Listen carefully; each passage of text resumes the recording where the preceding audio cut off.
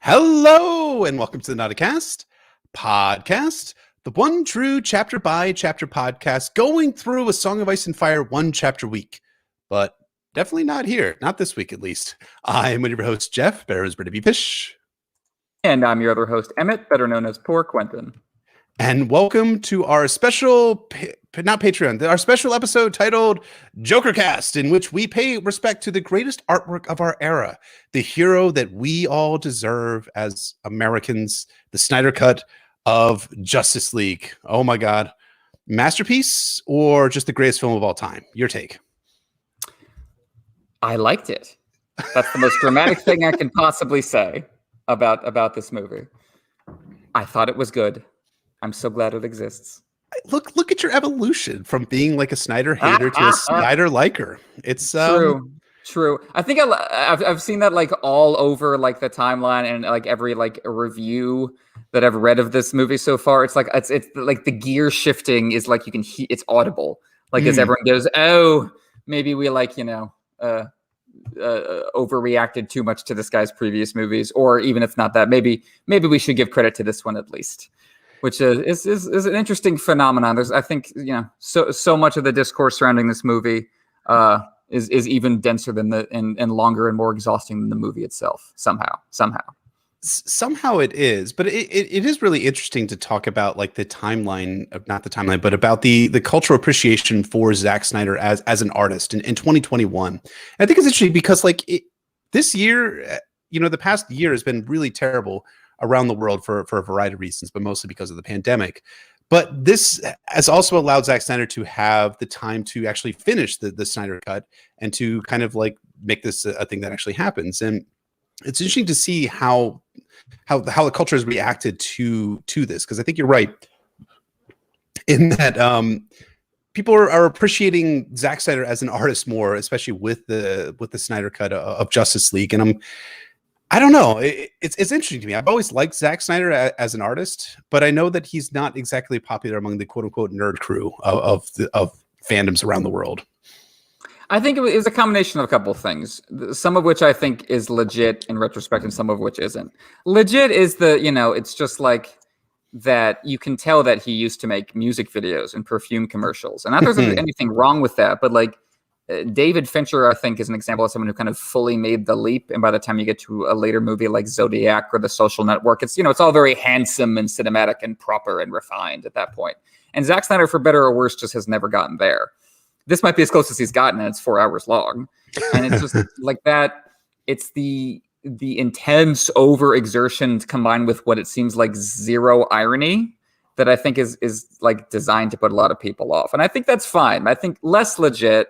And I think I've indulged in this sometimes, and a lot of people made it their whole thing, is the pot shots of like, Zack Snyder is like an Ayn Rand conspiracy theorist, quasi-fascist. Like that stuff, that stuff was always kind of ridiculous. And especially if you look at interviews with Zack Snyder, he's a dude who really loves movies and has a really good taste in movies and a wide variety and a broad-ranging taste in movies, but also like, Zack Snyder is a dude who just like really loves technology and superhero bodies and really isn't thinking super, super, super deeply about whether they represent the degradation of the American soul in the way that he's using them. I mean, he's wanted to do an adaptation of The Fountainhead for a while. And, when asked about it, he said, because he thinks it's a crazy story about art and sex and wild and being on your own. And he thinks that the political angle is something people make too much of it, which I don't think is an accurate read of Ayn Rand, but it's her best novel. It's her best novel, right? Oh, definitely. Like it's better than Atlas Shrugged. Garbage, but like The Fountain is actually genuine, not literature, right, but it's the best novel that she's ever written. And I think you can, I totally agree. And I think you can see with this movie as well and his other movies that he really just sincerely loves the idea of the individual getting out there and doing their own thing. And it's easy to read political stuff into that, but he's not doing that. So there comes a point where it's just silly to pretend that Zack Snyder, it really is like, the darkening of our soul as far as Hollywood is concerned. And I think also, that starts to look even silly in retrospect compared to, Disney, who like actually is blackening the American soul and doing like a big smiley face the entire time. So, I think I think those combination of discourses, I think, produced how we talked about Zack Snyder in the past and how that's slightly starting to change now. And all of that has nothing to do with the quality of the film, whether you like that or not. But I think that's all revolving around it. Yeah, and I think like too, like, God, we're already going political here for this movie. I think like the MCU, which I like many of the movies and really like some of them. They've had like kind of like they put a facade of like progressivism over top of like many of their like characters, right? I mean, but I think of like a character like Captain Marvel, who got a lot of like shitty like misogynistic criticism about her being a woman superhero, which obscured like the actual deeper criticism, which was the glorification of the militarism behind that, and like they working with the United States Air Force, United States military, to kind of make this movie as a real thing. It's almost like it's like an optics thing when we come to like superheroes. We talk about these characters and we look at like just like the surface level things, like obviously she's saying the right things, but at the same time, or not she just, but all these characters are saying the right things. At the same time, though, they're working as glorified advertisements for recruitment of young Americans into the armed services, which again is not, as someone who was recruited to the American Armed Services, I don't necessarily want to be like the person to be like, aha, like that's so wrong. You should never do that. Like that's evil or anything like that. Because I would be criticizing myself and I could never do that. Certainly, never once. But no, I mean, I think there is, I think there definitely is, as people have pointed out, there is kind of a weird thing in certain MCU movies where the plot is geared around the government being the bad guys, but you can't actually let that lead you to the conclusion that the villain has a point. And that's not just a Marvel problem. That's often just a big movie problem. But like, yeah, and like Black Panther, where like the plot is geared around, hey, isn't it horrible when governments hoard resources and when people don't get what they need, and that's worked out in a caste system, but you still have to have the one nice CIA guy who's there to help fly the drones. Because you can't actually make a movie at that level that pisses off DoD that much. And the DC movies certainly aren't immune to that. Man of Steel was made with Pentagon money, and the advertising campaign certainly reflects that. But yeah, there is a weird contradiction that comes up with some of those movies, but it's all of a tangle, because as you say, there's genuinely like horrible stuff being thrown at that actress, and that comes up with the DC movies too, where do we cheer an example of a director getting to come back to make a complete and I think better version of his movie, or do we think about the means by which many of his fans got that point across, which was just endlessly loud and full of harassment and full of a lot of like misogynistic and racist stuff, which is and then you have to reflect that with the final product, which is I think oddly kind of progressive in its own right. So it's very complicated. It's super complicated, and I think that's a great way to like look at culture, right? I think so many people want to look at like the surface level stuff of like it checks these boxes, right? It checks the feminism box, it checks the progressive like racial politics box, but at the same time, like cinema is supposed to be complex and complicated, and it's supposed to like make us think, and also be contradictory at the same time too, where you can have an MCU movie that both criticizes colonialism as well as has a good CIA guy at the same time, right? Because it's not like just like binary of like good bad, right? It's also like people because people are not just binary good or bad, they're complex, and I think that's a good way to at least evaluate movies that we see on screen. I completely agree. And I think, when you're talking specifically about a movie, it's always like, how successful is it getting across in movie language? And so for me, the problem with the Black Panther stuff isn't it, haha, you're a hypocrite. It's more like, it's kind of graceless how it's handled. He's just kind of there, and like the interest in like the more kind of nuanced character stuff. And then, it's Martin Freeman pushing a button. It's like, so this is the part they made you include. And that's like the art of movie making is in large part like sweeping everything together and makes it look like you intended to do it all. And I think there's stuff that struck me more kind of gracefully watching this movie. Like there's the as many people have talked about, obviously Cyborg is the kind of the heart of this movie, and a lot of his stuff was quite politically blunt without drawing a huge amount of attention to itself and without reaching beyond its grasp and becoming pretentious, and I thought that worked really effectively. But we're obviously getting already to the specifics here. So talking about Justice League, obviously The Joss Whedon version of this came out in 2017. Zack Snyder reportedly stepped away from this in the wake of his daughter's suicide. And there has been much speculation about whether that was genuinely the source of whether he stepped away, about whether the suits used as an excuse. We don't know. And, I think it's ghoulish to speculate too much. What is definitely clear is that after Zack Snyder stepped away, what ended up happening to his movie was considerably beyond what he intended or wanted, because they ended up using basically none of what he shot in his intended form, but ended up rematting and compositing a lot of it, changing the color grade. Joss Whedon wrote a ton of jokes that they would just drop into scenes. A lot of the more elaborate action scenes and backstory were cut, and overall lengthwise it was less than half of the original version. Reportedly, Zack Snyder never saw the Joss Whedon version. Like Christopher Nolan. Yeah, Christopher Nolan went to see it and said, yeah, you should not go see that. A marker of the lesser content, but also I think just the amount of work that he and his collaborators have put into it, and then just the emotions involved with his family of stepping away. So I saw the Joss Whedon movie when it came out, and I swear I rewatched it with Chloe a couple years ago. I swear that happened, but I don't remember it at all. And you have not seen it, is that correct? So that is correct. So good. I'll out myself here. I've been a Zack Snyder fan for a while. I've never been like a release the Snyder Cut hashtag guy on Twitter, because those people are kind of suck a lot. But I also recognize that he has a vision in terms of his movies. And I was not offended necessarily that they took away the movie from Zack Snyder to give it to Joss Whedon. But at the same time, as an artist, you kind of feel for him because this movie was basically just like completely like stripped of all the things that he had put into it.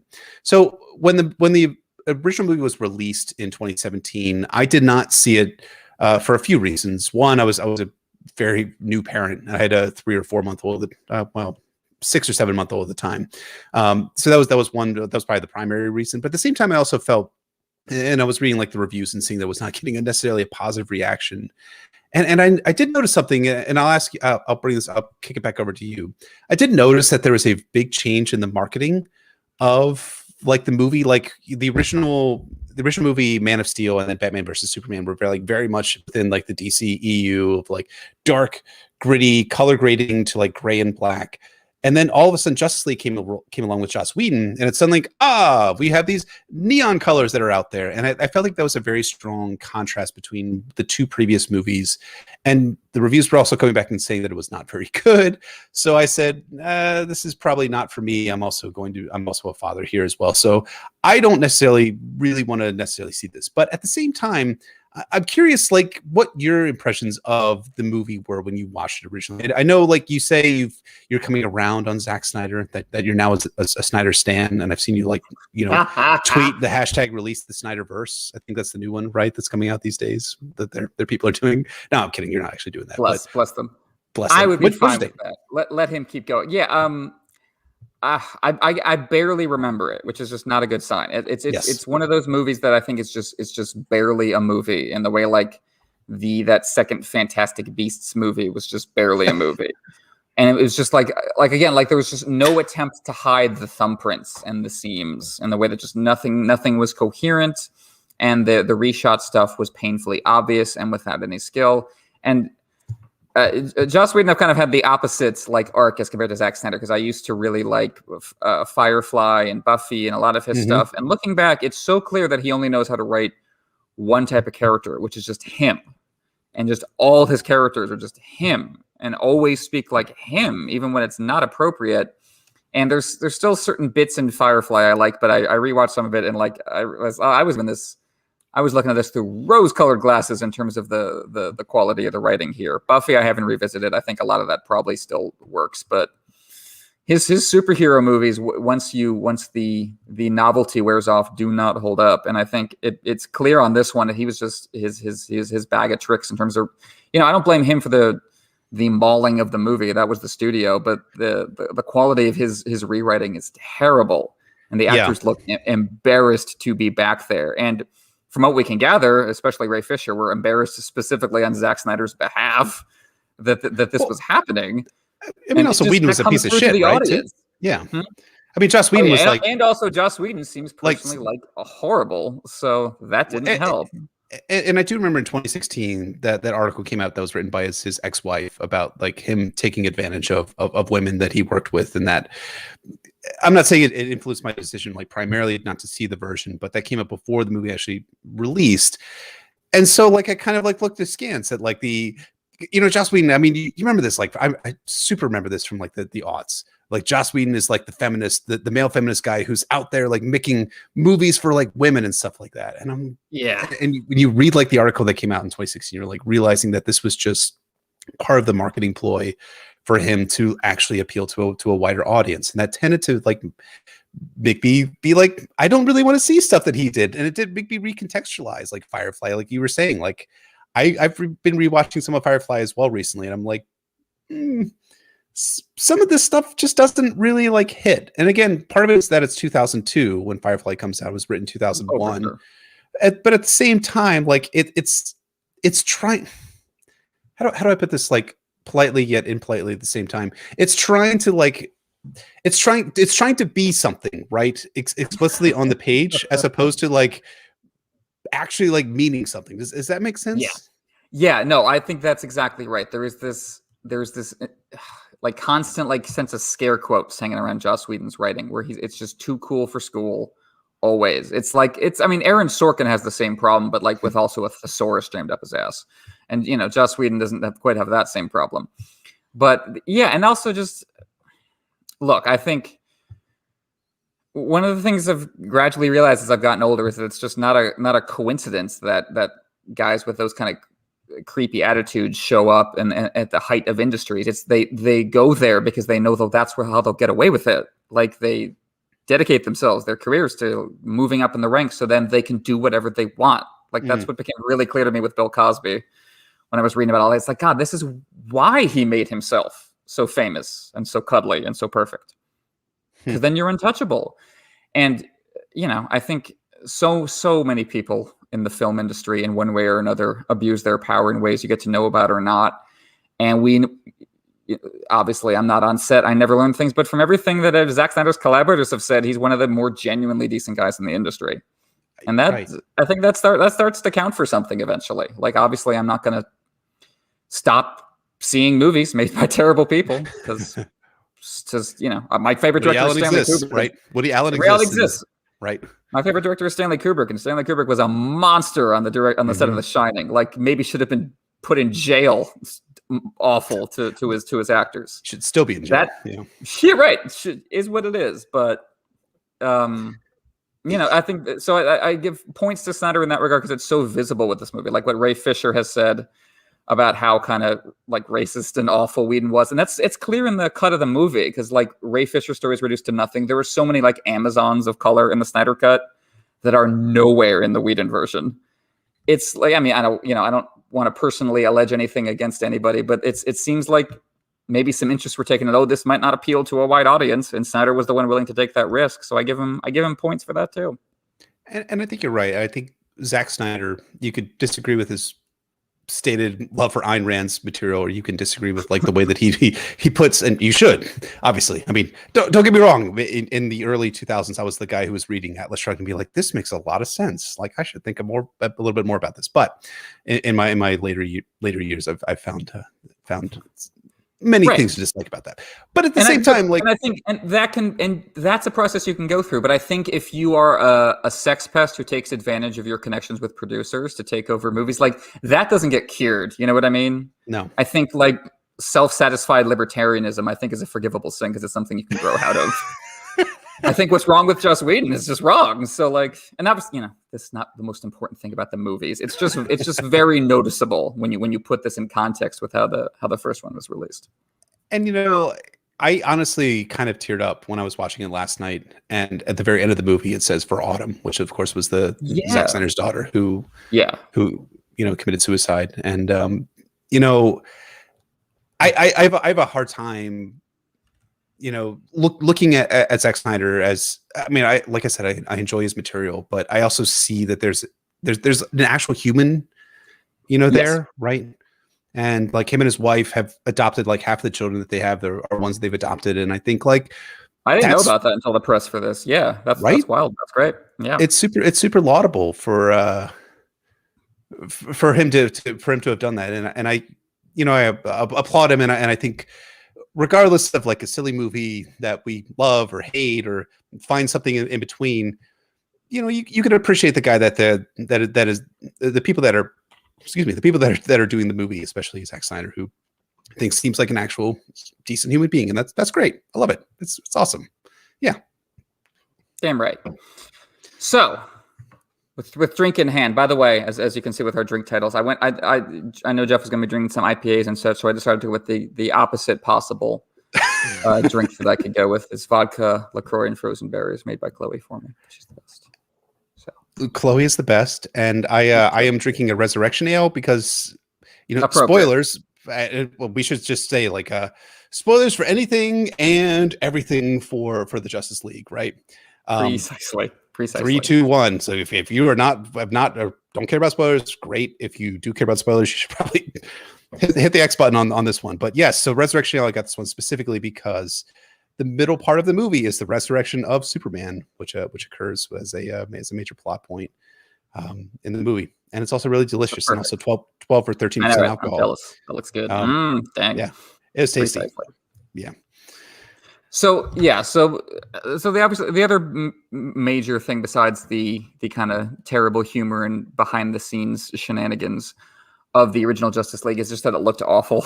Just you could tell that they were just hastily redoing scenes, and Joss Whedon's style is it looks like television is the most polite way I can put it about Joss Whedon's visual style. Like it's just the least cinematic thing imaginable. So that of course makes quite the contrast with Zack Snyder style, which is the most cinematic thing imaginable, sometimes way too cinematic. But that is of course one thing that jumped out immediately about this movie is that like, okay, I can totally tell this is a Zack Snyder movie, and it's working. The style worked better for me than in most of his movies. I think in part because the scenes were so long and taking their time, and in part, I don't know, just everything. There wasn't too many things cluttering up the frame, and it just felt like the camera work was really smooth. It all felt just so professional. Like there was a couple of dodgy effects that you could tell, like, oh, they couldn't quite complete that. But for the most part, I thought this looked so much like a complete movie, better than most. And I agree. And this is something we're going to talk about in our Patreon episode about Man of Steel, which is going to come out for all our $5 patrons, called Already Dead, in which like so much of what Snyder films is really well done. I think, especially in this movie, like you feel like I can follow the action without it being like headaching. Like I'll talk about this when we talk about Man of Steel for our patrons, but when I first saw this in theaters, like I was just like, I had a headache when I walked out of the theaters like in 2013. I did not have a headache when I finished watching this movie in 2021. I started on my big screen TV, and then I transitioned my laptop and watched it in bed because it was like it was like 1 o'clock in the morning by the time I finished last night. But I appreciated what was seen there. I guess like this is my biggest criticism. This comes from any of the movies, whether it's Man of Steel, Batman vs Superman, or even Justice League, is like the battle scenes are just although you say like that there's things that are happening that you can actually like determine what's happening on screen. The battle scenes are the ones where I just feel like there is like a lot of things that are being thrown at you at the same time, and I kind of like start to lose like the sense of like the momentum. But the great thing about Justice League, not to skip all the way to the end, is that you have the character of the Flash, which slows everything down, right? Because he's moving so fast. So Zack's, I think it's like it's an understated brilliance of the narrative that you have this character that can like put everything into slow-mo. So you can actually see how people are reacting to things, and the camera is operating around this guy. And I think a really lovely thing that Snyder does, and to get to the middle of the movie, is when Superman returns, that you have the Flash like running like as fast as he is, and you have Clark Kent like reacting to him and like watching him at the same time. I thought that was just a brilliant touch in terms of how the film, how the camera moves, and it's good, and I really enjoy it. So I love it, and I'm curious, like I just loved it.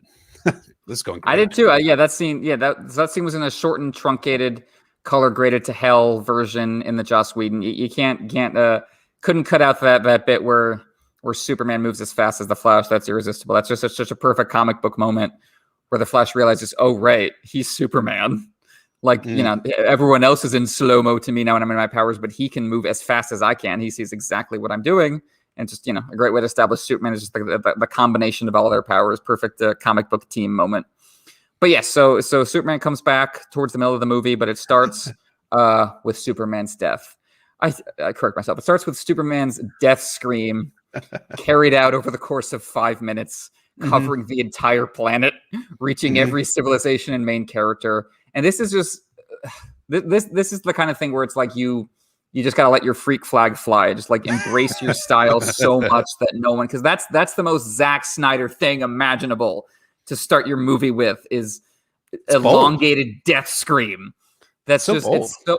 It's so bold. And it's like, and the easy thing to tag that as it's like it's grim, that's dark, and it is, but part of the weird thing with Zack Snyder, like compared to like Christopher Nolan, because Christopher Nolan is like, that's when I think of like grim, gray, steel Batman, and Zack Snyder has that to a certain extent, but he also does love like big explosions of color and lots of weird little details. So it is just this. It's such a weird tone mix, but it's right there at the end of Batman v Superman, the climax of Batman v Superman, where he gets stabbed by the cave troll from Lord of the Rings. AKA Doomsday, the Frankenstein monster made by Lex Luthor. Okay, and it starts with his blood on the spear, just in case the Christian metaphors weren't quite getting through. Right, let's start right here. I mean, with the wound, it's great. I mean, like all you like fucking godless people out there, like don't realize that like on the cross, Christ was pierced by the spear, which was driven through by the Roman centurion, the Roman soldier. Even I know that. Yeah, well, I mean, you're not godless because you have an education in these things. So I'm just talking about all the audience out there. That's fair. That's fair. The heathens, I understand. Yeah, you're not. You're among the chosen. That's what I have to say. Well, that's very sweet. But anyway, what were you going to say? No. I think it's really good that we start with the events from the end of Batman versus Superman, which was a movie that is much less critically loved than either Man of Steel or this movie for obvious reasons, and again some unfair reasons, as we talked about at the start of the podcast. But yeah, so we are introduced again to these characters and these different like societies: the Atlanteans, the Amazonians, and of course the humans. And I think it's an interesting way to do that. And I know a lot of people don't like the opening part of Justice League, the Zack Snyder's version. We have the shockwave going out and hitting every single person there. But I think it is actually somewhat effective in talking about introducing these new types of people. Because at this point in 2017, when Zack Snyder was originally going to release this movie, we had not had a Wonder Woman movie. We had not had Aquaman. So like it's showing us that events from Batman versus Superman and from Man of Steel are impacting various people, which again is something that that Zack Snyder is wanting to do. You know, he started Batman versus Superman with events from the end of Man of Steel and the massive battle between General Zod and Superman, and having that ripple out to the conflict between Batman and Superman. And I think it's generally effective to quickly introduce these people, at least in image and in visual. And then later on, we're going to get more of their story. However much that's not necessarily super fleshed out, because that does get fleshed out in Aquaman and in Wonder Woman, the original movie, that is. You make a great point. I have to keep resetting, like, oh right, we didn't have an Aquaman movie yet, so technically this is our introduction to that stuff in this universe. Like that's kind of the mantle this has to take on. And yeah, I think it's effective at reminding you where all these characters are and everything that's still to come. And like you say, it is very similar to how Batman v Superman starts. I mean, it starts with the death of Bruce Wayne's parents, which I know everyone complains about that. Like, oh, you're going to start another Batman movie with the death of Bruce Wayne's parents? Like, yeah, that's kind of the whole thing. That's the whole thing with Batman. But it doesn't he doesn't really well at Batman versus Superman. Yeah, because it's not like actually. Like Batman versus, Batman Begins, as much as I fucking love that movie, like I literally saw the movie like 7 times in theater. I kept taking new sets of friends to go see the movie back in like 2005. Um, I love how Snyder like is like, okay, we're gonna do with this like in a prologue, similar to The Watchmen. You even had like the slow motion shots and the image of the That's great. pearls and things like that. That's a He very does good it in a point. way that's like unique and like stays with you, even if the rest of the movie is, you know, kind of a convoluted mess. But like the prologue works really, really well, similar to how everyone, if you don't like the movie Watchmen from 2009, really loves like the prologue version of Of course. Watchmen, which is really, really good. Sorry, I interrupt you. Go on. No, yeah, it's. I think that complaint is kind of silly because you can't have a Batman story without focusing on the Wayne parents. Like that's one of the problems with the MCU version of Spider-Man is there's no Uncle Ben. Right. And look, Tom Holland is chirpy and cute, but Spider-Man as a character is meaningless if you don't have Uncle Ben's death and that giving the weight to great power and great responsibility. Like that's not just incidental. That's the whole point of the character, and that's the same thing with Batman and the parents. But yeah, so Batman v Superman starts with that, with the death of his parents, and then shifts into the end of Man of Steel from his perspective. And the end of Man of Steel is 9/11 times 1,000 as Superman and Zod fly around Metropolis. America reference. exactly. It's we'll talk about it when we get to Man of Steel. But for Batman v Superman, it's entirely from Bruce's perspective, and it's the destruction is horrible, and that's what leads him to hate Superman, and that's effective, and that is something that Zack Snyder clearly has looked at from comics, because that's the constant thing in comic books is because the story is never ending, you're always starting your stories with what happened last time from a different perspective, so now we can keep the story going. Like that's a constant thing comic books are doing, and that he clearly wanted to revive that. And yeah, same thing happens here in Justice League. We start with that, and that is like you're saying, it introduces everybody, and it nicely thematically establishes that everyone's going to be established by death. That's going to be the big thing in the movie. That's everyone's going to be bound together by grief for Superman and grief for their own people in their own lives, and we're all going to be dealing with that. And that again is it's a tone thing, and I totally get. There's just no irony in starting off your movie with a slow-mo death scream. Like if you need Thor to wink at you in voiceover at the start, and I like Thor Ragnarok too. I love Thor Ragnarok. That's easily I think the MCU's best movie. But that movie right from the start tells you don't have to take this too seriously. Thor is in a cage talking to a skeleton, and it's cute. And if you need that to get into this kind of movie, there's just no foothold for you in the opening of Justice League. This is serious. This is death. And you will take it as such, or get out. Well, okay, so that's it. It's a gauntlet being thrown down. Yeah, no, it absolutely is a gauntlet that's being thrown down. But at the same time, like, did people like react against like Snyder's vision because he's genuinely earnest about these types of things, like that he's not like winking at the audience or lampshading like his work, and is like being like, no, actually, I want you to actually take this world seriously. Like you are supposed to like be in this world. I am taking you on a journey through my imagination, and that tends to be why people may not like him, because like everyone loves the MCU because it's so like kind of light and being like, yeah, we're all winking at the audience, and we all, don't take this super seriously until you get to, I guess, to Infinity War. But like, Infinity War, yeah, like it has like everyone dies at the end, yeah, but even then, for the most part, like Infinity War is still full of like they're joking with Thanos. Like Doctor Strange says when Thanos shows up, oh yeah, you're definitely a Thanos. Can you imagine any line like that in this version of the Justice League? No, and that's not making fun of the MCU. It's their own brand. But yeah, that's why I think you're totally right. I think that's why people react so harshly to these movies in large part, because they want that, and it's just not that at all.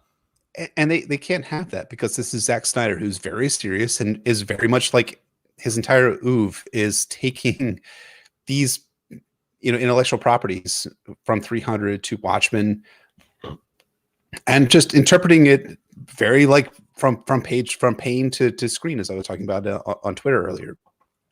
So I'm curious. So we have in this movie, we have an extended backstory about Darkseid and Steppenwolf and these different characters and why they're invested in Earth.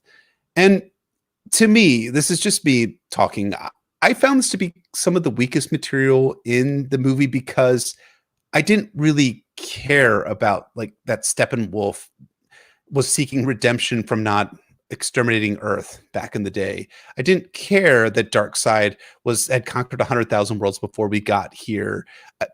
And I'm curious, is it because they're CGI characters and my mind realizes that they're fake, or is it the fact that the story is underwritten? What do you think? Yeah, no, I agree. I think the villains are probably the weakest part of the movie. I'm fine with it because I don't think they were trying to make them any particularly deeper than they were. But yeah, I mean, like they give Steppenwolf a little bit like, yeah, he's like just like the heroes. He too has family issues, and he too has something he wants to get back. That's supposed to be the parallel. It's it's pretty skin deep. It's the pleasure with those. I think is just like hearing names like Desaad and the word parademons said very, very seriously. Like there's a certain pleasure that you get from that, even though I don't know how much Zack Snyder is in on that pleasure. Because that's like the big question with a movie like 300, which is a movie like I half adore and half despise. Because like ideologically, that shit's indefensible, especially coming out when it did. Like you may as well just like fly the flag for an invasion of Iran while you're at it. But like in terms of filmmaking, it's impeccable, and there's a level of extreme gay camp to 300 that I don't know is intentional, but is so strong that it's impossible to ignore. And there's certain elements of that too, with the villains in a movie like Justice League. Whereas how like when Steppenwolf takes off his armor and he's just got the big ear horns, that's just his head, like. Does Zack Snyder think that's awesome or hilarious or both? I don't know that it matters really, but it's just like that's one of those things where like, oh, dude, is this a?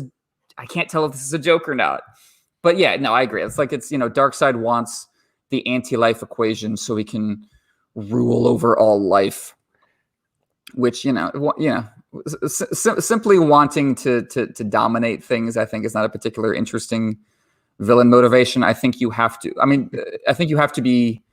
You have to be crazy or weird in some way to make that work. They gave Thanos his like Malthusian thing in the Avengers movies, where he's like, it's about resources, which I think is kind of stupid too. It is. I think stupid. I like comic Thanos, where his thing is he wants to fuck the literal personification of death. Like that's a relatable motivation, especially since in the MCU the goddess of death is played by Kate Blanchett. Like, oh, okay, that's so fair. Yeah, like that they should have just done that. Yeah. That's a motivation where you can all get behind. But like, as I was saying earlier, the problem with comic book villains is either they're cartoon characters like they are in this movie, or they have a point. And that's a problem story-wise. Like Killmonger has a point for 2/3 of Black Panther. So then he needs to He's the hero. Stop having a point. Sorry. Right. He needs to immediately decide, actually, I want to kill everyone. Yep, that's been the whole plan this whole time. So now you can safely hate me again. Which I sympathize because they have to lose. That's the genre, and you have to feel good about it. So the easy way to do that is to just make them cartoon characters, and that does. But the only part I really liked with the villains was when Steppenwolf says like, "Oh, I will do this, and then my boss will remember my purpose." And then they cut to Bruce Wayne shaving himself with a Gillette razor, which is a visual joke is just great because like that's self-aware. Okay, Steppenwolf looks like a razor, but also like that's all you are, Steppenwolf, the Darkseid. You're just a razor to him. You're just like Bruce Wayne's razor. You're just a little tool. I like that bit, but otherwise, I'm not there for the villains.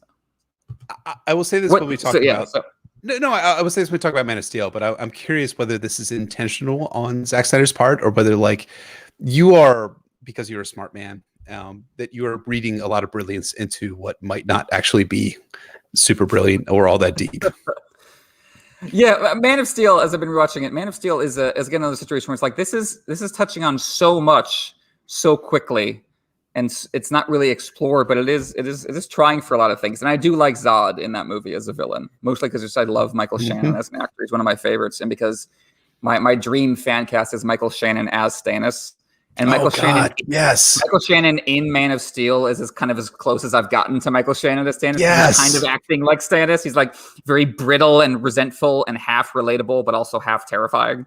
So like I kind of have to return to Man of Steel for that because it's as close as I can get to my beloved Michael Shannon Stannis. But yeah, Man of Steel. You make it like it almost seems like he's making fun of it. You're right, because Man of Steel. He's clearly trying to make Zod an interesting villain. And even Batman v Superman, like I get why people don't like Jesse Eisenberg's performance, but they're trying to make Lex Luthor something unpredictable and weird and attention grabbing. Whereas in this movie, it's very, here's the guy to punch. Here's the guy that we will all be punching soon. Oh boy, can't you wait for Superman to come back to punch him? It's simplistic. It's, it's not trying to be anything more than it is. But yeah, I agree. It's one of the weaker aspects. I think it is one of the weaker aspects, and I think too you have these kind of um, the things they have to have, which of course are the mother boxes, right? Which is what they have to Sure. retrieve, which is Your MacGuffins, absolutely.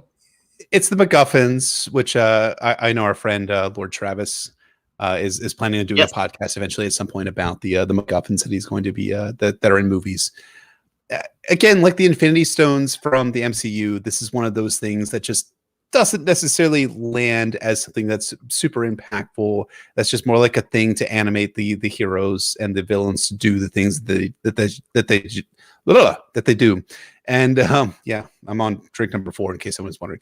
Only going up, folks. Yeah, whereas shit's gonna get real. We have not even like gotten beyond like the first like 20 minutes of the movie. Like fuck.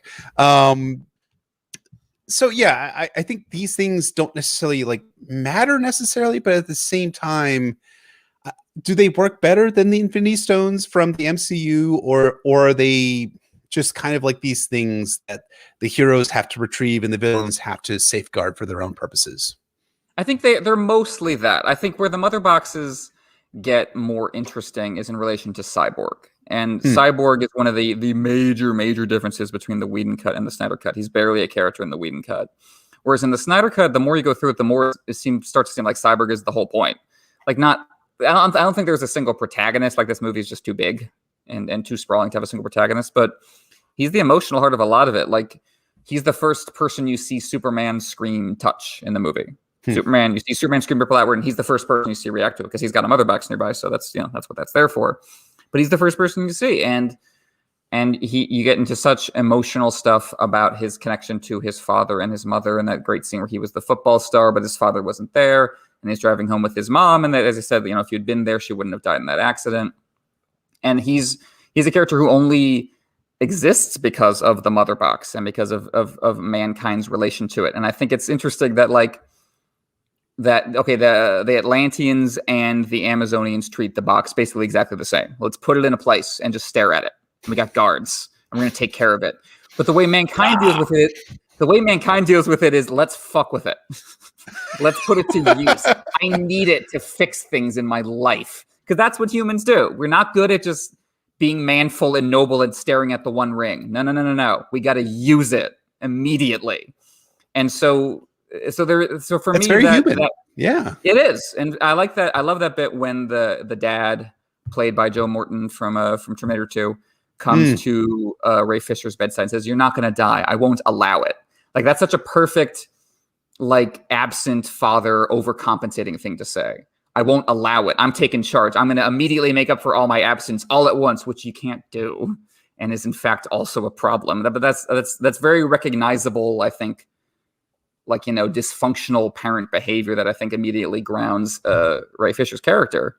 And then I love that bit when he's getting the tape recording from his dad of all his powers. And he's doing that great thing where he zooms in on the lady and he sees her tiny pile of money and he's watching her go through her whole day with just her tiny little pile of money and everything she's going through and all her hardships. And then he just grows it up and watches her get the money at the ATM. And it's just such a perfect, sweet example of heroism in a way we don't necessarily see in a lot of these movies. And then he listens to the tape recorder from his dad and says, "Oh, and that's me as a scientist speaking to you about your powers. But now let me speak to you as your father." And Victor just goes, crushes it. It's just great. And that's that kind of like dramatic pacing where you're brought up happily and then your smile withers. That's not generally what Zack Snyder is known for. Like that kind of tight dramatic pacing. You know what I mean? He's known for overwhelming you with the splashback language. But like that was like, ooh, you've been listening to some of the criticisms about your storytelling because that was really well done. Oh, that's such a great point because like Zack Snyder improves as a storyteller, right? He takes. I think he has, yeah.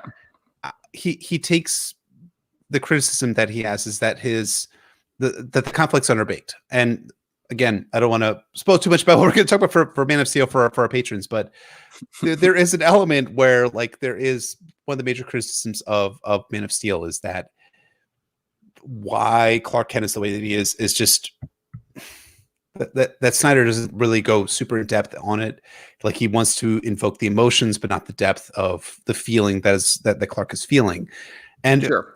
It leads to a little bit of a lesser story. I think Man of Steel is still actually a fairly decent movie, especially on rewatch. But we'll get into that again. Patreon episode, patreon.com/NotCastASOF. Anyways, I think you're absolutely right in that he realizes that he has to make the conflict of Victor to be meaningful, and he focuses on a parental figure, which is something that he does again with Man of Steel, with Batman versus Superman, but I think he does it much more deftly and subtly here. And again, that reveal of what his father says as a scientist versus what he says as a father is just a really meaningful moment at the end of the movie itself. So yeah, it's super well done, and I think, from what I understand, again, I did not see the original Joss Whedon version, but the story of Cyborg is much improved in this version. And I think is the father figure even like a big conflict in the original Joss Whedon version? Do you remember? He's barely there. It's really shameful, especially since Ray Fisher seems like a good guy, interesting guy, like politically active dude, good actor. Like, he's the kind of magnetic star presence you want to give as many options. This really reminds me of what happened with John Boyega in Star Wars. It sucks. And and he doesn't really have an arc. He's barely in the back. His only point in the Joss Whedon version is that he has the mother box, and that is plot relevant. So his job is to show up with it, like as he does in this movie. He shows up. I think it's when they're with Gordon on the roof, to show up with the mother box. Like that's his point in the theatrical cut, and it's terrible. And the Snyder cut, like it's emotionally, like it leads up to him rejecting the mother box temptation to be your old self, and he's like, no, I'm not broken and I'm not alone. And that's that's the even that obviously that takes on a whole other weight with the Snyder meta text when if you think that he's talking about his daughter there. But like it's overwhelming for his character, and it's great, and it's it works so well. I think that Wonder Woman is the one to reach out to him, and that part was in the theatrical, but much cut down. So yeah, I think that is a shame. Again, though, because it's Zack Snyder, I do love that how he visualizes Wall Street is literally a bull and a bear. Just that's just classic Zack Snyder himbo stuff. Is it a meta? It's not. That's not even a metaphor, dude. That's just the thing. That's just great. No, it's great. And they're like fighting, and then all of a sudden, like Zack Snyder solves it through Cyborg. Right? He can solve the problem with the bear and the bull cycles of Wall Street and then the stock market, which is just that's great. No, it's so good. I mean, like it's weird. I know, but I found myself like. When the woman had like $17 in her bank account, and then she suddenly had $100,000, so I was like, oh my god, like that's like actually like I feel something, right? And ultimately, like cinema is supposed to make us feel things, and the fact that Snyder uses the canvas of the camera and what he's filming to show someone who is extremely like downtrodden and has like a family and things like that, suddenly like brought into like being able to survive for a long time. It was meaningful. I mean, it's weird to put it in just like kind of those crude terms, but the fact that she went from $17 to $100,000 is just fantastic. So yeah, I agree. It's the classic superheroics. But yes, okay. So we get the after the initial death scream that links everyone together at the end of Batman v Superman and activates the mother box MacGuffins. So that's the end of Batman v Superman. Then we skip to the present timeline. So Superman has been dead for a while, and Batman is going out to recruit Aquaman. And this is when we get the first of the 6 parts, because it's Justice League is divided into 6 parts in an epilogue, which is very astute given how long it is, and people like the TV binging model. That was probably a good move. So this is where that starts, and this is where we get to see Batman fail in his recruitment efforts. As Jeremy Irons Alfred tells him, maybe a guy who broods in a cave for a living, it's not necessarily for the job of recruiting people. One of many Stannis-esque moments in Justice League, truly. And but yeah, there's the great bit where he hands over his cards to the guy in the village. He's like, Bruce Wayne. Bruce Wayne. Haven't heard of him. And like Aquaman's in the right of the frame, just talking to him. And yeah, it's a great establishment of Jason Momoa doing his own kind of superhero thing, where he helps out this small town in his own way, very isolated and unconnected to anything, which is also like what Clark was doing in Man of Steel, which was just like helping a couple of people in an isolated way, but not wanting to be public and not wanting to be part of anything. That's what Aquaman says to Batman. I like being on my own, strong man, strongest alone. I don't like you coming here and getting into my business. So that establishes right away the difficulty Batman faces in trying to put this team together. And the Joss Whedon version had just like a couple of random little jokes tossed in here that didn't make the scene any funnier. But yeah, I love the I like the there's just such a great contrast between like the grim white like Icelandic backdrop and then Jason Momoa. Like that's just, I understand that might not work for people, but I love that contrast. Like room full of pinched-faced white people, and then Jason Momoa is there. It's like, I wonder who the stranger is that keeps coming from the sea at night. Who could it possibly be? I've got to be totally honest. Like the last time I had seen Jason Momoa before Game of Thrones was when he did Stargate Atlantis. Is that the show he was a part of? Right, he's part of that. I've forgotten that completely. So I was expecting him to like start like busting out some Khal Drogo there in that scene, but then he talks, right? He almost did, but he talks normally and normally, I guess he's speaking English in a way that I understand, as someone who's known a couple of Hawaiians in my time, and yeah, that was fascinating, and I think it's really interesting that the conflict is set up between like Aquaman's like individualism versus like yes. It's set up within the context of him being an outcast from his own Atlantean society and being like half human as well. So he has like a stake in the world, a stake in Atlantis, but at the same time, he's also kind of outcast from both. And that tends to make a really interesting dynamic for him, which is why he rejects Bruce Wayne to begin with and the original thing we have going there. I loved the fact that like he was like the translator for Bruce Wayne was it Greenland? Yeah, was he? I think it was Iceland. They were supposed to be. Yeah. Okay. Yeah. So in Iceland, Greenland, wherever he's at, he's like Top the translator. Exactly. Which I feel like is borrowing from. I'm sure there's a biblical story I can pull out of there, but or like a story from mythology where the person poses as the king or poses as the translator, but he's actually the person he's trying to get in touch with. So I love that. Yeah. What is it? What is it? No, that does sound familiar, and it's Snyder loves throwing his many parables and myths in there, so that could definitely be it. I love that dynamic it's great, and then I love there's nothing in the Whedon cut about the town, about like the people, and there's just this lovely, just haunting bit. And one of my favorite parts in the Snyder cut is right after Aquaman leaves, and there's the women of the village are singing after him, yes, and one just picks up his shirt and just like smells it, and like that's yeah, me too. But that's a frankly erotic image, and you know what there are zero of in the MCU? Frankly erotic images. Yep. Again, not to like slag on the MCU, plenty of good movies in there, but like that is a sex-free, neutered environment where the concept of human desire is not broached. And just that shot of that girl stopping her singing to take in Jason Momoa sweat, brings up sex, which is kind of verboten in these movies. And there was just a movie reference here I absolutely love. So sorry to get on this rabbit hole, but I just thought it was perfect. Please. So the main woman highlighted in that scene, who smells Jason Momoa's shirt and then puts it on and keeps singing. Then the camera cuts to a shot of her from behind, and she has her hair done up behind her in this very specific way that is absolutely identical to the main woman in this Russian movie called Mirror, which was directed by Andrei Tarkovsky. He directed the movie Solaris, the sci-fi movie that got remade with George Clooney a while back.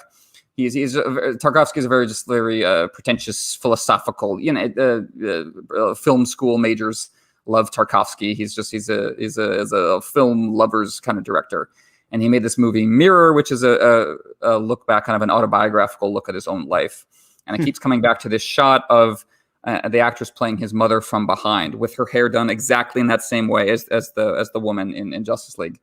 And one of the conceits in Mirror is that actress also plays the main character's wife and also plays herself much, much, much older.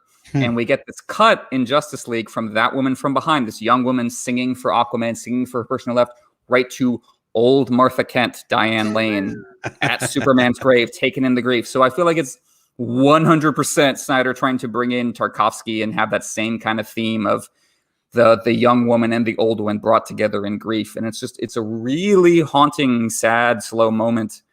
It feels just like something out of a much older story, and it's really great. And that's how we first see Superman's mom. It's just that cut to her away, and it's just like, oh, we could have just cut to an establishing shot with her, but we have this wonderful cut from a younger woman to an older woman. It's just I just loved it.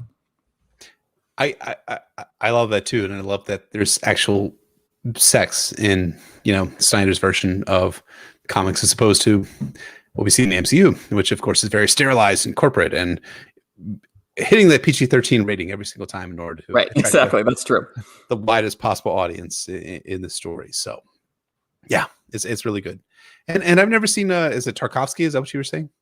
Yeah, Andrei Tarkovsky. Yeah, you would. He's got this movie. We would. I think we would enjoy watching. They're called Stalker.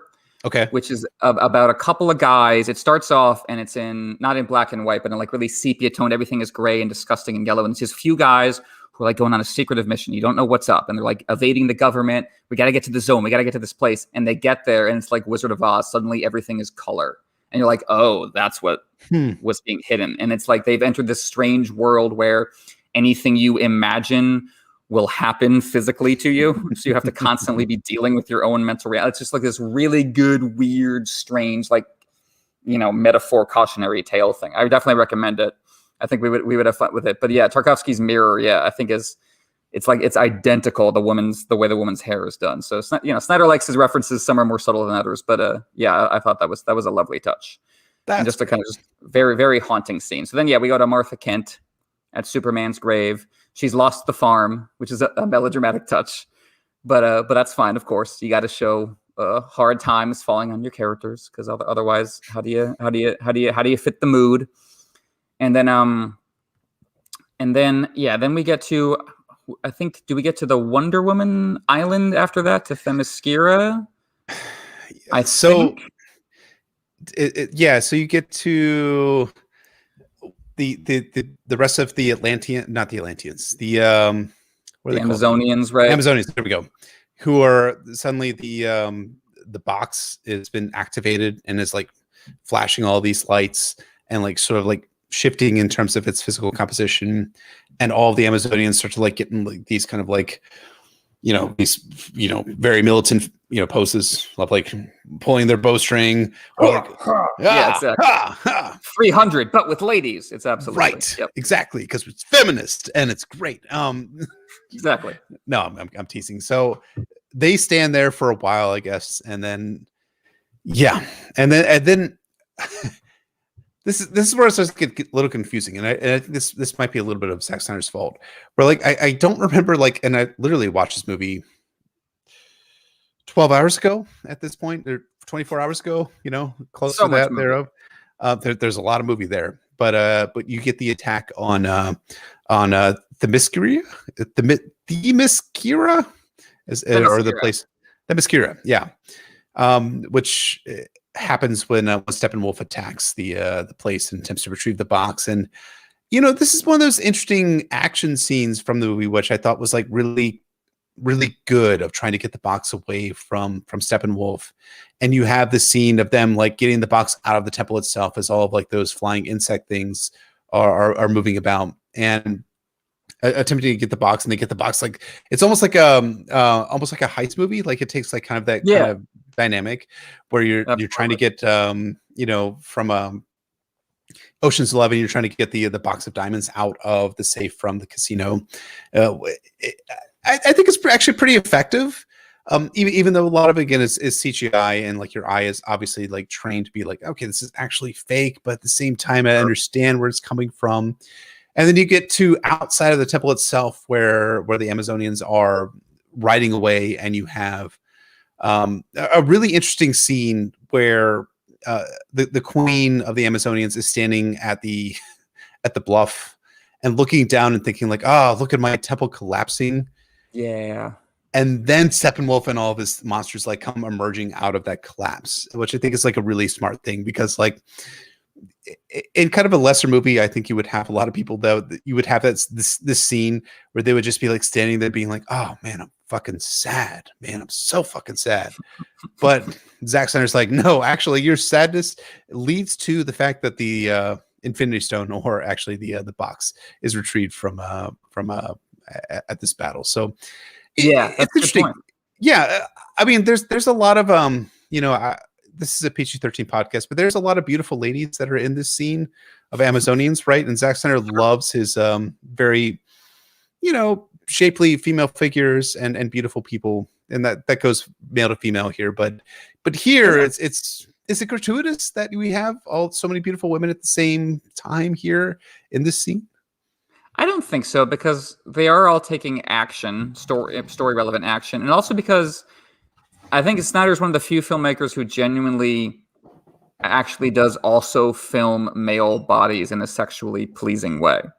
Like, I really don't think most action filmmakers do that or have any idea how to or interest in doing that. And Snyder does try to film Kal-El, Clark Kent, Henry Cavill in a way that is directly aesthetically pleasing, and in a way meant to make him a sexual object of your fetish, which is what superheroes are for a lot of people. So it's not out of bounds, I think, for him to draw on that legacy. And no, I loved the Themyscira scene. I think it's again, it's one of those things where you have to be on board with the tone, like the Queen saying, "Themyscira, show him your fear," and everyone going, "We have no fear." You're either on board with that or you're not. If you can't be on board with the extreme high school sincerity of that, then it's just not going to work. And I totally get that. But I think the element of self-sacrifice that's involved with everyone trying to get the box away is great. Frank mentioned in the chat, there's the one woman who attaches the box to her arrow and shoots it away, knowing she's going to die. I think that's great stuff. And yeah, I love that wonderfully slow moment where it's just you realize that this temple has become a tomb for all these women she's left behind, and then it dissolves into the ocean, and she just stands there from it to watch it just froth and churn. And the dumb thing to say is, "Why are you standing there, lady? Don't you know that the aliens are going to jump out of the water and get after you once you're getting away?" Because she's a person who's grieving and is feeling emotions, which a lot of nitpicky film complaints just like act like characters aren't supposed to have emotions, that they're just supposed to be logic machines. And that's one of those moments where I really appreciated how slow things were moving, and she was given a space to mourn before the fight continued. And then and then of course they end up losing the box, and that's the end of Act 1. Is we have the introduction of our villain come to get the MacGuffin. So structurally, I think that works real well. I think Batman v Superman was a film, I think, unfortunately treated by the studio process. The theatrical cut of Batman v Superman is unwatchable. Like, you can't follow what's happening.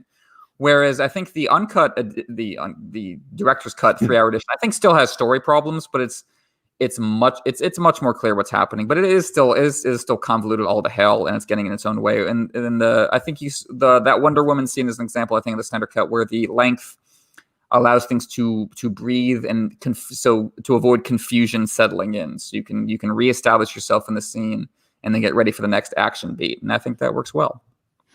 I think it works really well as well. So we get into the formation of the Justice League, which at this point in the story consists of only two characters, namely Batman and Wonder Woman, who is played so well by Gal Gadot. I mean, oh my God. Like,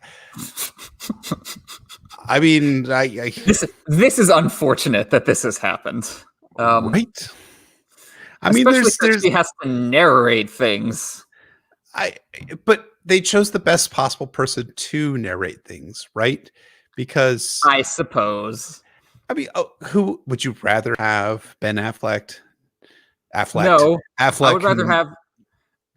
I don't know, hire Patrick Stewart for that scene or something. No. Gal Gadot is perfect, sir. I do, as everyone has already pointed this out, but it is hysterical how they forced all the other actresses playing the Amazons to mimic her ridiculous accent, because she can't act any other way. So now we have to make it just a thing that the Amazons sound like that. That's hysterical to me. No, I think Gal Gadot is perfectly fine, but was pretty clearly cast because she looks like she came from the clouds. I mean, there's worse sins. There are certainly worse sins, and Gal is Okay, we're moving on. She's great. She's She's never treated as cheesecake. She's an awesome action star, and she's I think she visually makes a great Wonder Woman. I think she handles herself real well in the action scenes. I think when she's acting against, Jeremy Irons, it's kind of painful.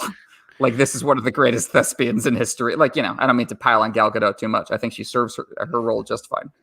He's an actor in Kingdom of Heaven, by the way. If you want to listen to that episode, if you want to remember that, he was the. That's true. He was the sheriff of. He was the sheriff of this western town. I'm sure Gal Gadot would fit just fine into Kingdom of Heaven as some sort of. Oh God, yeah. Visually badass fighter lady, as long as she didn't have to. Imagine her as Isabella. God, sure. Beast of my heart. Sure. Yeah. All right. So.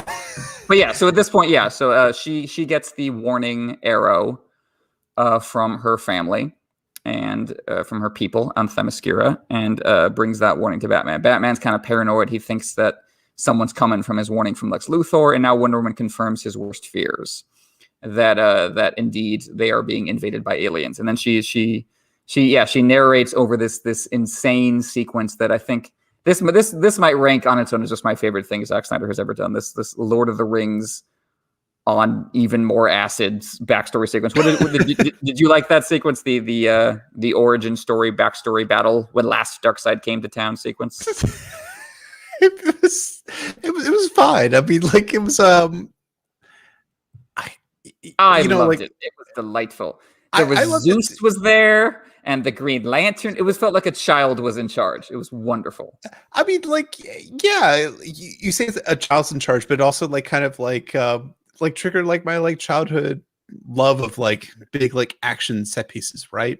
It felt like it was going back to like a comic book origin, which is great. And Fellowship of the Ring opens with the last battle, right? That's what it reminded me of. Very, very much so. Not quite as good, but you have the men and the elves versus the orcs, which is essentially what I think what Zack Snyder was heavily borrowing from, but I think it's done really, really well. And I love in this version, and I'm assuming it's in this version because I think this character was completely cut from the Joss Whedon version. Is you have, what was his name? He was the Air Force general in Man of Steel, right? Who turns out to be the Martian. Right, Martian Manhunter. Right, Martian Manhunter. Yeah, that guy.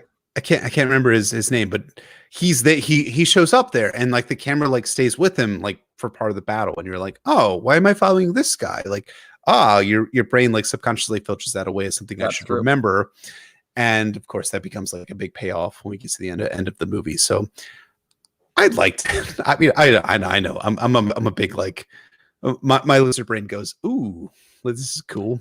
There's nothing wrong. No, I thought it was delightful. It was just it was it's not quite, nothing will ever beat. I will never forget watching the Lord of the Rings Fellowship of the Ring in theater the first time, and the moment when all the elf swords go whooshing, all in a row together. That's burned into my brain. It's probably going to be the last thing my brain throws in my eyeballs before I die. Because I was a kid, I was just like, this is the best thing ever. And so it's not quite that. It's people are bringing up in the chat. There's the Thor Ragnarok Valkyrie flashback scene. That's also kind of similar in that regard. But I just loved, the wonder of like that there's a Greek god and also a guy with a trident and also someone who's supposed to be King Arthur. Like that's just wonderful. That's just wonderful. And like, is that extremely silly? Yes. But the alternative is the Civil War, the Captain America Civil War fight where they're at an airport and it's just an airport. And like those are fun characters, and I like their dynamics. But yeah, no, I'll take ridiculous volcano past over an airport any day in terms of your superhero fight setting. And it leads, of course, to Darkseid being defeated on Earth, which of course sets up like the major story point, which we'll get to towards the end of the movie, where Darkseid is being like, "Oh, I'm looking for the one planet where I was defeated at. Where was I defeated at? I don't know. I've conquered 100,000 worlds, so I guess I don't remember which planet it was that I was actually defeated at." I didn't keep records. Right. I don't keep track of this shit. Darkseid needs some clerks. Exactly. Like, he needs a bureaucracy behind him to guide him towards his his conquest and destruction of various species and planets. But that's always what I think. Villains never have the proper like bureaucratic framework behind them. That's why I like Hitchhiker's Guide to the Galaxy much, because the villains are always gigantic bureaucracies. It's much more terrifying than one guy with an axe. I mean, yeah. So all these folks get defeated, and we get the. I mean, again, I love the fact that Gal is narrating this entire thing, like explaining like what we're seeing on like. It's very right. I will say it's very Zack Snyder that Gal Gadot is narrating what we're actually seeing on screen. Right? It's like we can't figure out, because we're just dumb, stupid fucking human beings. We can't figure out that what we're seeing on screen is what Gal is narrating. No, but that's okay. We need an extra layer. Just a reminder. It's okay. We need a third person narrative, voice to go through that. So yeah. All right. But then so we get that. So that sets up the stakes. That way back in the past, Darkseid came to Earth and tried to use the mother boxes to make Earth look more like his horrible lava planet. And we all threw him off because we all fought together. So that's what we gotta do again this time. That's gonna be the whole thing. So that's set up. That's the Age of Heroes. There's this great bit, by the way, I love at the start of the second part, I think it is, when Steppenwolf first goes to the Russian town that he makes his headquarters. That starts with this great shot of like you're inside like it's this abandoned Russian town that was like a nuclear, desiccated radiation town, ghost town. And you're looking out of the window, and it's like the window is mostly covered by like the poster of a Russian cosmonaut. And like just part of it is torn away. And through that part of the window torn away, that's how you see the nuclear power plant and also Steppenwolf's arrival. And that's that classic thing that I think Zack Snyder can do is like come up with these images that get across a lot quickly. It's like, oh, that's perfect. Here's the image of the hero. And then here's the broken bit where it doesn't work. And through that broken bit, that's where you see nuclear power in the villain. Like, ooh, that's just, that's perfect. And there's a lot of bits like that in Watchmen that I think, made me enjoy Watchmen when we were watching it again. Like just these moments where it's like, oh, I just got to pause and I got to think about this shot for like 5 minutes. Cause there's just concepts going on here that are so fun to trace. And there's, then you cut the Steppenwolf and he's just covered with razors and he's saying things like, go fly parademons. And it's like, here we are again. Here we are back in comic book territory. It's like wonderful. No, it is wonderful, but okay. I were you ever like scared by Steppenwolf at any point in this movie? You're like, ooh. No, exactly, right. No, he's. I mean, it's. I don't know how many. That's true. I mean, like Michael Shannon as Zod does kind of frighten me. Yes. When he starts saying, "I'm going to make them suffer," Superman. All these humans that you've adopted and made your pets. Yeah, I'm going to kill them in front of you. That does make me go kill. And I never actually retreat from Steppenwolf in fear. He is very much a functional villain. Just is there to threaten and get them all together, as they say after their big backstory. I will say that. So I was watching on a laptop in my bed when I was watching it last night around like 11:30 at night, and my wife did say that Steppenwolf was creepy. But she also wasn't listening to any of it because I had my headphones in when I was watching like it. So maybe he's like really good as a visual villain, but not necessarily good when you combine the visuals with the auditory impact of him. So I don't know. So it's interesting. But yeah. All right. So Steppenwolf again, like he takes some of the box from the Atlanteans, or rather from the Amazonians, and then he attacks the Atlanteans and retrieves their mother box as well. I don't know. Is there really anything to say about like that scene besides that we have the earlier scene with Willem Dafoe, who I was like, oh my God, Willem Dafoe is in this movie? Willem Dafoe is here. Exactly. Right. Like he's there as like, is he, this is my ignorance speaking. Is he supposed to be the king of the Atlanteans that is asking Aquaman to like take on the role of his son in error, or is he like who is this? He's Aquaman's like mentor from his childhood. So Aquaman is the son of the queen of the Atlanteans and a human father. So obvious parallel to Superman, child of two worlds, et cetera, et cetera, et cetera. So yeah, Willem Dafoe is his mentor who wants him to embrace his mother's side, his mother's family, the Atlanteans, and come home to take over the rule. Because as we learn in the Aquaman movie, the alternative for Rule is his half brother, who is played by Patrick Wilson, and so naturally is an asshole. And so so the Willem Dafoe wants Jason Momoa to take over the rule, but Jason Momoa doesn't want to be a part of he says I'm part of your petty superstitious people. And Willem Dafoe says, well, is the surface any better? And Jason Momoa says, well, they don't call me king of the surface, which gets to the point of his character, which is that I don't, at least on the surface, I don't have any responsibilities. I'm not being put in charge of anything. I can do as I please, which is how Batman wanted to operate, but now he has higher responsibilities, and so Aquaman has to learn his higher responsibilities too. And conveniently, his higher responsibilities involve Amber Heard making eyes at him, so that's useful for him. But for me. Sure, of course. But we get more of Amber Heard as Mirror in this one. She takes over the defenses of Atlantis because Aquaman's refusing to do it. So she has to take charge and try to defend the box. Aquaman shows up at the last second to fight Steppenwolf. And I like the underwater scenes are a lot of fun visually, just to watch everyone glide and fly around. But the more kind of sincere character stuff, with Aquaman happens in that earlier little scene with Willem Dafoe when they're just kind of alone in this ruin, and that's a lot of the visuals and a lot of the scenes in Justice League is people talking in ruined spaces and empty spaces and trying to deal with grief, and that was there in Batman v Superman too, but Batman v Superman was more kind of just wallowing in just kind of darkness and horror. And you're either into that or you're not. You're into the movie where Wayne Manor has burned down and the Joker has killed Robin horribly, or you're not. But Justice League has a little more kind of sweetness and humanity to it that you see in that scene, like when Willem Dafoe tells him, look, you can't. It doesn't matter whether you live above or below. You can't turn your back on the world forever. You have to be.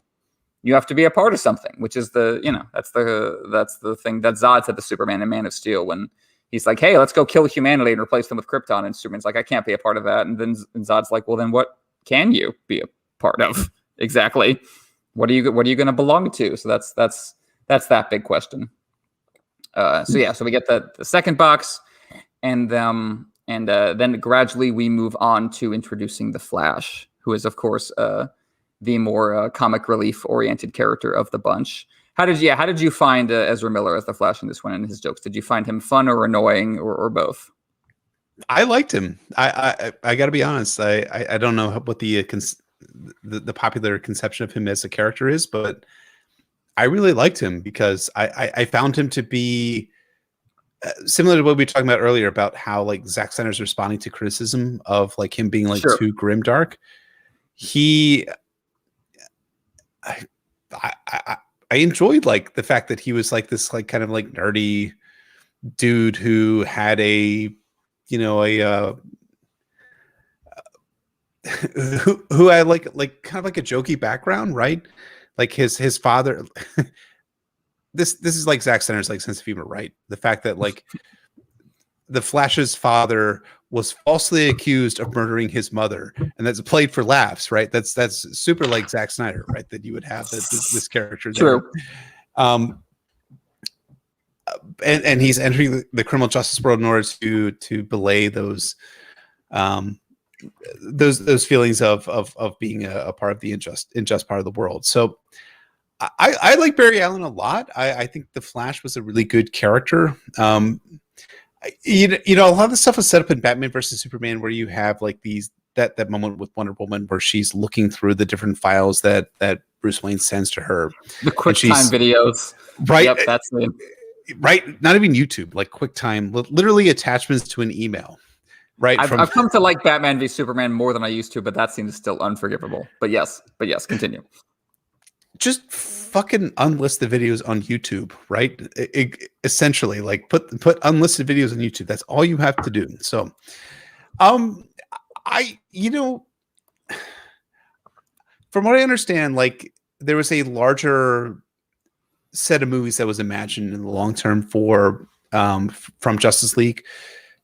But and I think like Barry Allen, aka the Flash, is one that had movies planned, but it's actually going to be a TV series. So I'm curious to see how this ends up being out. So I have a question for you. It's kind of weird. Oh, So good. Barry Allen as kind of like this kind of explicitly like Jewish characters that feed into stereotypes of Jews in as are depicted in fiction, or is this something that was kind of like playful more than sinister? I thought it was perfectly playful. I think it was, he has the kind of self-aware Jewish boy thing of my mother thinks I'm the most handsome person on the planet, as he kind of brings up in that intro scene with Batman. And I think, well, it's interesting because his constant kind of rambling and nervous talking can be read in a number of ways. It can be read as like, oh, that millennial, or it can be read as like, a Jewish neurotic type, or it can be read as being neuroatypical in some way, which is something I've read about. Something I'd like to do more reading about because I've only kind of come across it recently. The arguments that is what Zack Snyder intends for Clark Kent, that he is supposed to be neuroatypical in some way, and this comes through in how he deals with people and can't really interact with them for too long, which is interesting. I don't know if that's intentional or not. I think that's an interesting read of the character. I think it might be more kind of explicitly what's happening with Barry Allen, but I do think it is he has difficulty interacting with the world for different reasons than someone like Bruce Wayne. So that makes it for an interesting dynamic that, Bruce Wayne has constructed this wall around the world to deal with pain, whereas Barry Allen really wants to directly address his family pain, but just finds a lot of difficulty just talking and dealing with people while doing that. As he says, he needs friends. Whereas, Bruce Wayne's whole thing is like, I don't need friends. I don't need anybody. What Cyborg says to Wonder Woman, I don't need people. All these, heroes individually dealing with that in their own way. I liked the Flash intro scene. I liked you get those wonderful little Zack Snyder visual details that are either sometimes they come off overindulgent, but this one I liked where his shoes explode as he turns into to get into Flash energy mode. His sneakers can't handle it, so every time he does it, he presumably has to get new shoes unless he's wearing his fancy Flash outfit. That's just delightful. And you had the wonderful slow slong playing as he's saving the woman. And I think the woman he saved is supposed to be Iris West, as I've learned afterwards, that the woman he saved is the woman he's later supposed to marry. And there is, and just I love the bit where as he's getting her to the ground and saving her, he's trying not to touch her because he just doesn't want to be disrespectful. But it's also just a great way of getting across for all these people, like they're just alienated and they feel like they can't quite connect to people and get in touch with people the way they want to. And I think that's a nice way of making his character relatable. And then, obviously he takes advantage of the hot dog in the air to get himself a job taking care of the dogs, which is the kind of humor that you don't necessarily associate with Zack Snyder. But I don't know. That's the thing. Like maybe we're just treating Zack Snyder unfairly because he does make jokes in his movies. And then when he does, everyone makes fun of him for it. Like there's the Batman v Superman joke, which, Granny's peach tea, which is actually Lex Luthor's piss on the congresswoman's desk right before Congress spoke up. So even when he tries to be funny, it doesn't quite work out that well. So clearly he just can't win. But yeah, I love that Flash intro scene. There's that couple of beautiful, beautiful effects with like the glass as he's breaking through it. And that's the thing with a lot of the Zack Snyder movies. I don't know how much involvement he has with effects work, but really just some of the effects in his movies just look so much better than effects in other movies. And I don't necessarily know why that is or who he's working with, but there's moments in that flashing where I'm like, wow, this just looks perfect.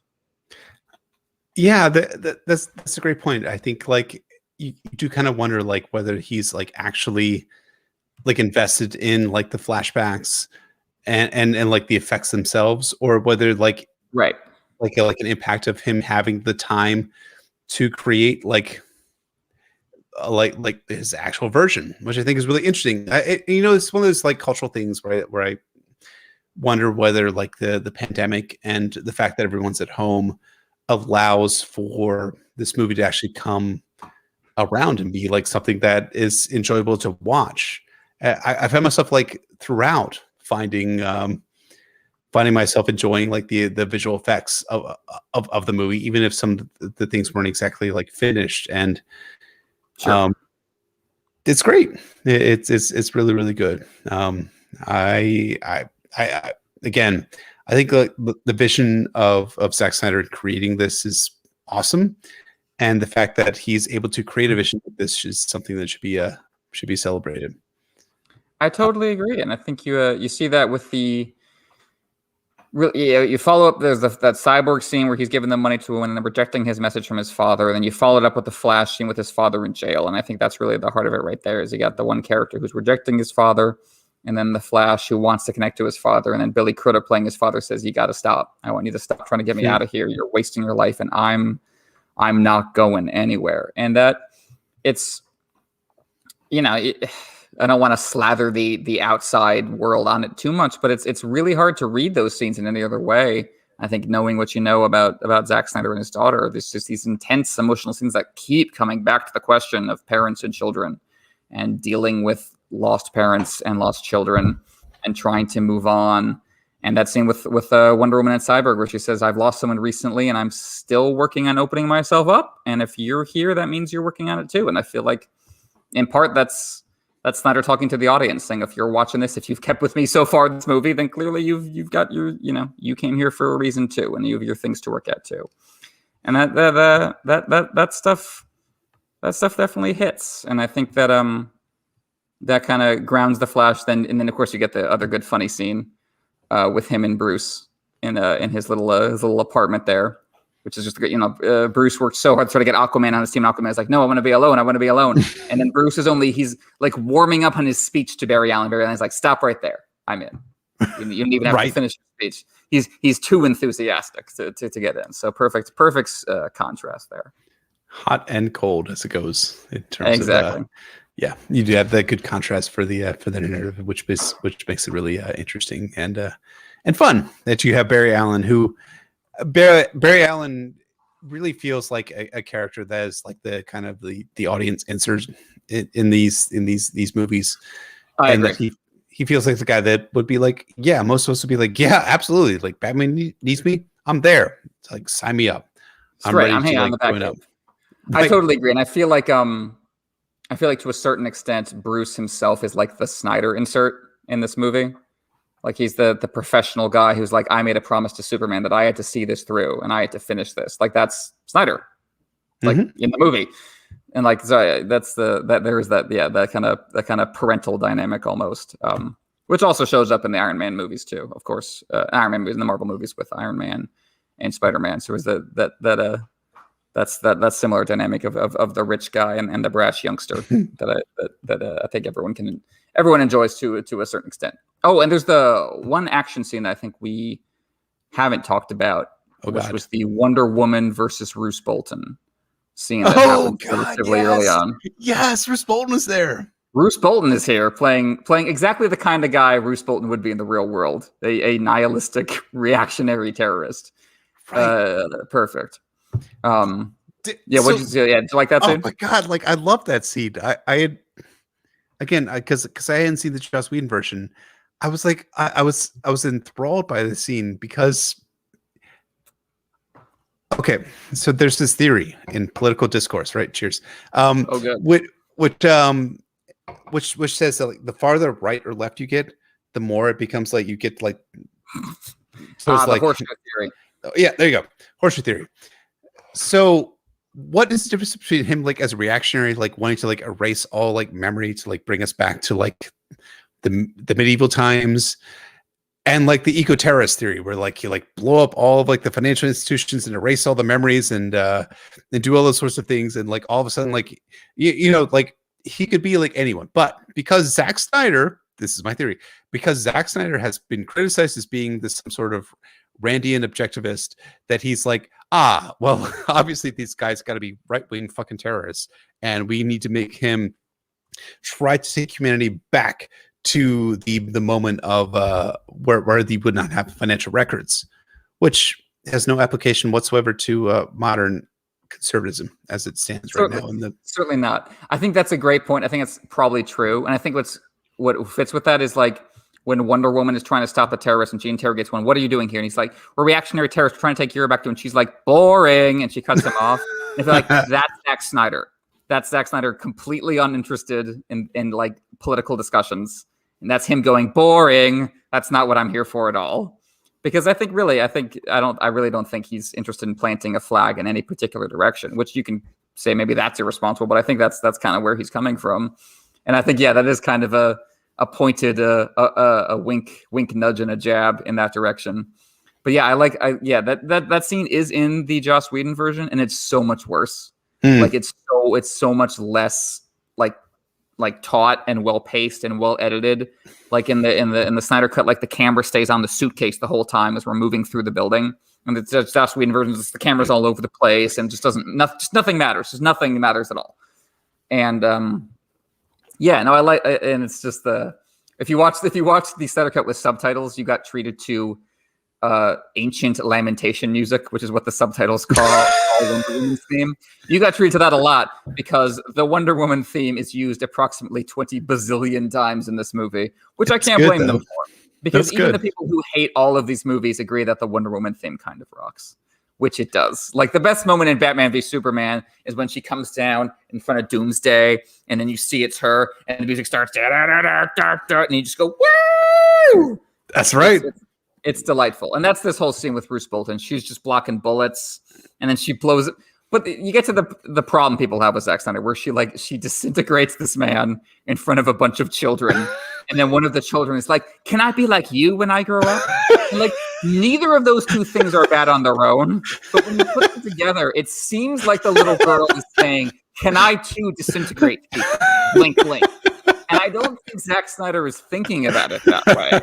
I just think he likes both little girls looking up to Wonder Woman and Bruce Bolton being disintegrated. And I don't think he thinks there's a contradiction there, which is kind of frustrating, but also just kind of awesome. Who among us wouldn't want Bruce Bolton disintegrated like before our eyes, right? And then the hat floats down, and it's just like, and also it's Zack Snyder because like when she blows Bruce Bolton out the window, she does like half the wall explodes, and there's like masonry falling on cop cars, and it's just like Jesus Christ, that's so much. And that would be fine if it was acknowledged, but then everyone's smiling, and that is the problem people have with Zack Snyder is that he blows up city blocks, and then the characters don't seem to realize that they have just blown up city blocks. Not just city blocks; they blow so weird. Thousands of years of human history, right? Like me as like the history guy, it was like watching the scene. This is a museum, right? That's just a museum, but like you have like the masonry, which is around like these buildings, right? You have the angel Gabriel blowing the horn as like on top of like one of the buildings. And you have all of this, like, we're in London, folks. Allegedly thousands of years old history, which is just Wonder Woman's like blowing up, and you're like, I mean, it's great that you're saving kids, and at the same time, it's like, oh my god, like someone in the year 1100 created this beautiful piece of like stonework, like polished it. And made it and thought like, this is my gift to the Lord, which I am creating for all time so that everyone will be remembered. So that everyone will remember that God is good and he imbues humanity with this sense of creativity. And one was like fucking blasts the shit out of it. So anyways, blows it to hell. Yeah. It's just, it's that weird mix. And again, we'll get into it when we talk about Man of Steel, because Man of Steel is the ultimate example of that, where like Superman and Zod between them kill definitely tens of thousands of people.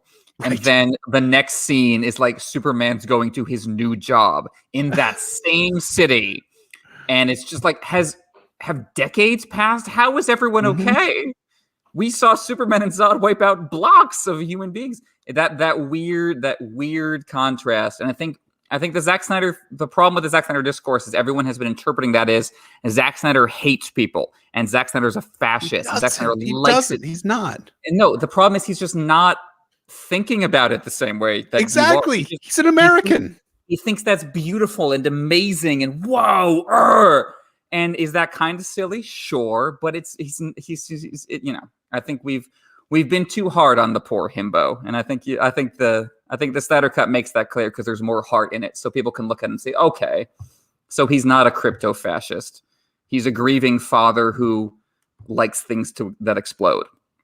there were worse things to be. You could be Michael Bay, who seems like a version of Zack Snyder with no soul. Well, and like we talked about this when we talked about Watchmen, Michael Bay and Zack Snyder are actually peers in terms of like their like as their outlook, and they actually like created like commercials around the same time in the 1980s, and yet, they created like completely not completely, but they completed different types of work. I think like Transformers versus the comic book material that Zack Snyder's produced are quite different, and they tend to have like different like themes, and I don't think that Zack Snyder is soulless. I think he's looking at this scene in Ireland. I'm assuming it's in Ireland as being a like, oh, look at Wonder Woman, like saving people as a woman, and that's great. And we should look at this and applaud this. At the same time, like my like historical heart is like melting in like my soul. And I'm like, oh my God, like where someone in the year 1100 was like, I will make this as an ornament to the Lord Jesus Christ, and this will be something that will be a memory to God forever. And we are going. And Zack Snyder's like, boom. Boom. But yeah, like you say, like, and then like the little girl says, "I want to be like you. Can I be like you?" And Wonder Woman says, "You can be anything you want to be." And I do think Zack Snyder sincerely believes that, yes, and thinks that's important. Like if you look at like another example of that, Zack Snyder's movie Sucker Punch, which I have an extreme soft spot for that movie, and I think again, I think a lot of the criticisms of that movie are just kind of ungenerous, because I don't think. I think that movie is just so sincere, because Zack Snyder just sincerely wants people in abusive, traumatic situations to have escapism, and he thinks that's really important. And the way he conveys that is ladies in miniskirts fighting orcs. And it's like you can think that's a hilariously misguided way to get that point across, but the point is so clear, and it's getting so kind of sweet. So it's just like, oh, buddy, it's like. Look, I mean, it's like yeah, go ahead. I mean, can't you be like horny and fighting fascists at the same time? Like that's my question to you. I absolutely think that you can have two things going on at the same time. That's important because it's #cinema, right? I'm sorry, go ahead. No, completely. It's like it's like, imagine, I've had this happen to me. Imagine like you're signing a birthday card for a coworker. And everyone else signs something like has like an extremely like jokey, snarky, like sarcastic reference to something, and you write something extremely sincere. That's embarrassing, right? Like that's kind of awkward. You didn't do anything wrong though. Just in context, it kind of seems weird. And that's, for me, that's Zack Snyder. He's a sincere signature on a card full of sarcastic ones. And you just go, oh, wait, you want to be doing this? Why? And so I think that just throws everyone off, and I think that comes through so strongly here. All right, so where are we? Oh, fucking where are we? All right, okay, so we got the Flash. So maybe we should skip ahead to. Okay, so the Flash is joined in, like he's in, but he's all the way in.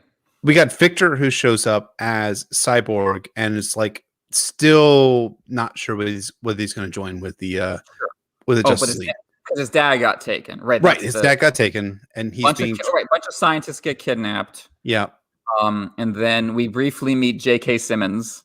Oh God, he's so good as Commissioner Gordon. He's so good. He's so good, which makes me angry because J.K. Simmons already gave the greatest performance in the history of comic book movies as J. Jonah Jameson in the Sam Raimi Spider-Man movies. One of my favorite performances in any movie is him as J. Jonah Jameson with the big cigar. Like Chloe can attest, like I imitate him doing this and just saying mean things to Spider-Man like 2 or 3 times a day. Like really? Anytime I feel the need to be mean to the cat or anything, I'm J. Jonah Jameson. Pause. That's just all I do. I want to hear a mean thing that you would say as J.K. as J. Jameson. Oh, you think you're cute? Take 10 photos. Get back to me on Monday. That's photos. I need photos. I'll just to speed anybody up.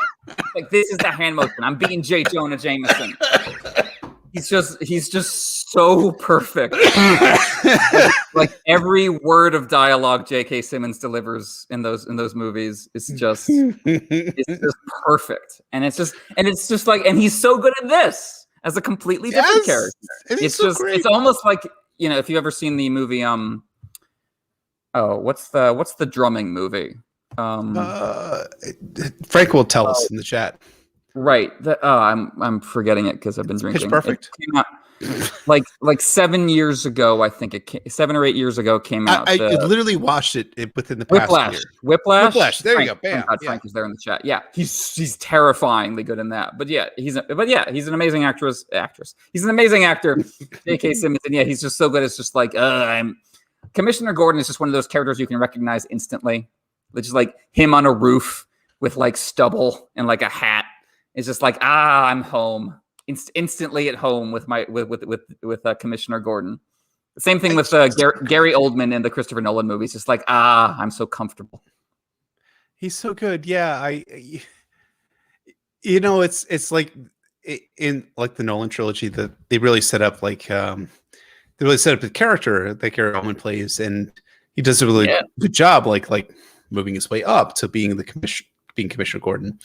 As being like this kind of like cop who was like against like the corruption of the Gotham police force. And I kind of, again, like similar to Batman vs Superman, where I like really like how they established the backstory of Batman in the prologue. They just like jump right ahead to him being the Commissioner Gordon, and he's just this he's like so sick of this shit, and he's done on like he's like almost like his like last week of his job, right? He's like, like I should have been a dentist, just like my parents told me, right? I mean, I think that's great. Like the J.K. Simmons does it really, really well. So, okay, God, are we in the middle of the movie? I have no fucking idea at this point. We're somewhere in there, but yeah, no, it's just I always love because I have a real soft spot for police procedurals. Like I love movies like Which Zodiac. Is so great because you're like abolish the police, reform the police type of dude. Well, I mean, but I have a soft spot for what police work is supposed to be, which is paperwork. Yes, that's what police work actually is supposed to be. Is going.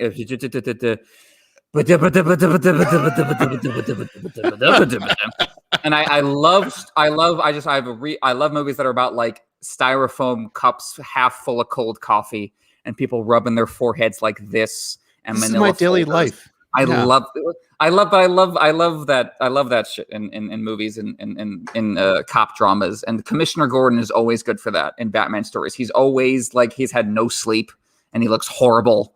And I love that. And just contrast to like I love it when like Cyborg shows up and J.K. Simmons is just like, okay, so anyway, there's a robot who controls the internet next to me, but you know, I'm on 3 hours of sleep, and I mostly, I subsist on mouthwash at this point. I know, Gordon, so it's so relatable. Here I am. I love that grounding of Batman stories in that reality. So whenever he's okay, so that's So we get past that, and so then we get to. This is really where they should have split the movie in half if they were going to be releasing it in theaters. We get to the first big. Most of the team is together action set piece. They go to the heretofore unmentioned tunnels connecting Gotham and Metropolis. Mm-hmm. We'll just decide those exist now because one of the conceits of the Zack Snyder universe is that Gotham and Metropolis are like this. They're like right next to each other, which is so stupid, but so funny that I cannot help but embrace it. Okay, fine. You have the two biggest cities in the world that just are across a river. Fine. But it's okay. So there were tunnels underneath the cities, and that's where we're going to go. That's where Steppenwolf has his nest. And that's where we're going to have our first big action scene as a team. So this is where everyone gets to fight and show off their individual skills. And yeah, this is where we have to compensate for Batman, which is kind of the wonderful dynamics of the Justice League. And you can say it as a story hole, but I really enjoy that you have to constantly compensate for Batman because he's the one without superpowers. So you have to give him the giant mechanical spider that he can climb up walls and punch everybody with. And then even that gets taken away from him. There's the moment where Cyborg just jumps into his gigantic mechanical tank spider and says, "Relax, Alfred. I got this." And Alfred goes, "And you are who exactly?" and then Cyborg just takes over, gets to fight everyone. So that's the gigantic action beat, kind of in the middle of the story is everyone versus Steppenwolf in the tunnels under the city, trying to rescue Cyborg's dad, as it turns out. And I think this is effective because it's similar to Thanos in that, like, you know, this dude Steppenwolf is actually like legitimately like scary, and he's like really effective at his job. So like he's hard to beat, and like for like MCU films, like you know that the main characters are going to beat the bad guys at some point down the road, right? You know that, you know, the guy from True Grit who's playing an Iron Man is going to be beaten by Tony Stark in the first movie. It's Jeff Bridges. Right. Yeah, Jeff Bridges. There you go. Sorry, I'm fucking right. I forgot he was an Iron Man. That's true. Right? True Grit is great, folks. Everyone should watch True Grit, by the way. Literally, True Grit is like, yeah, we were having this conversation about Westerns, right? It's True Grit rules. That's like a Coen Brothers movie that rules. Everyone should see it. Great. Have you seen the movie that I was recommending, Hostiles? With the Christian Bale. I have not. I saw you tweeting about that. Dude, you got to see that fucking movie. Okay. It's so good. See? Oh my god! See, before we were recording, Jeff was like, "See, we should watch more movie. We should do more movie episodes." But you've seen all the ones, and I was like, "There's plenty of movies you've seen that I haven't." And there's one that sounded really interesting, so I have to check that out now. You got to check it out, dude. It's got Rosamund Pike and Christian Bale and oh god, I like it so far. Yeah, right. Rosamund Pike. Anyways, so. And Christian Bale, who is among the most attractive men who has ever existed. Not just the most attractive man, he's probably like the best living actor who's Generation X. Anyways, we're moving on. So, so yes, J.K. Simmons is great as James Gordon. We get to the big fight. All right, yeah, the big Steppenwolf fight. We get the first of three Steppenwolf fights. Yeah, that's true. And we get to gosh, where the fuck are we? Oh yeah, that's when Aquaman joins them at the very end when they shoot the missile at Steppenwolf. Right. Water comes in, and that's when Aquaman joins them. All very classic superhero stuff, which is great. You know, it's funny. I was thinking about this scene. It's like, man, this is not like there's not very much deconstruction in this movie. You know what I mean? Like that's how everyone used to talk about Zack Snyder and superheroes. He's deconstructing the myth of Superman. I think that was always a little overstated. But it's good, right? But yeah, Justice League is it's weird because it's long and because the imagery is very specific, but its attitude towards its superheroes is actually quite clean and clear and direct. Like, you know, Aquaman, he was just told by his people he's got to be more important. He's got to save the day and be involved, and now here he is doing that. You know, it's very classic. And now the team's together. And at the same time, it's like reality television. Like this guy like shows up at like the last moment, like the moment where he's supposed to show up, right, and save the day.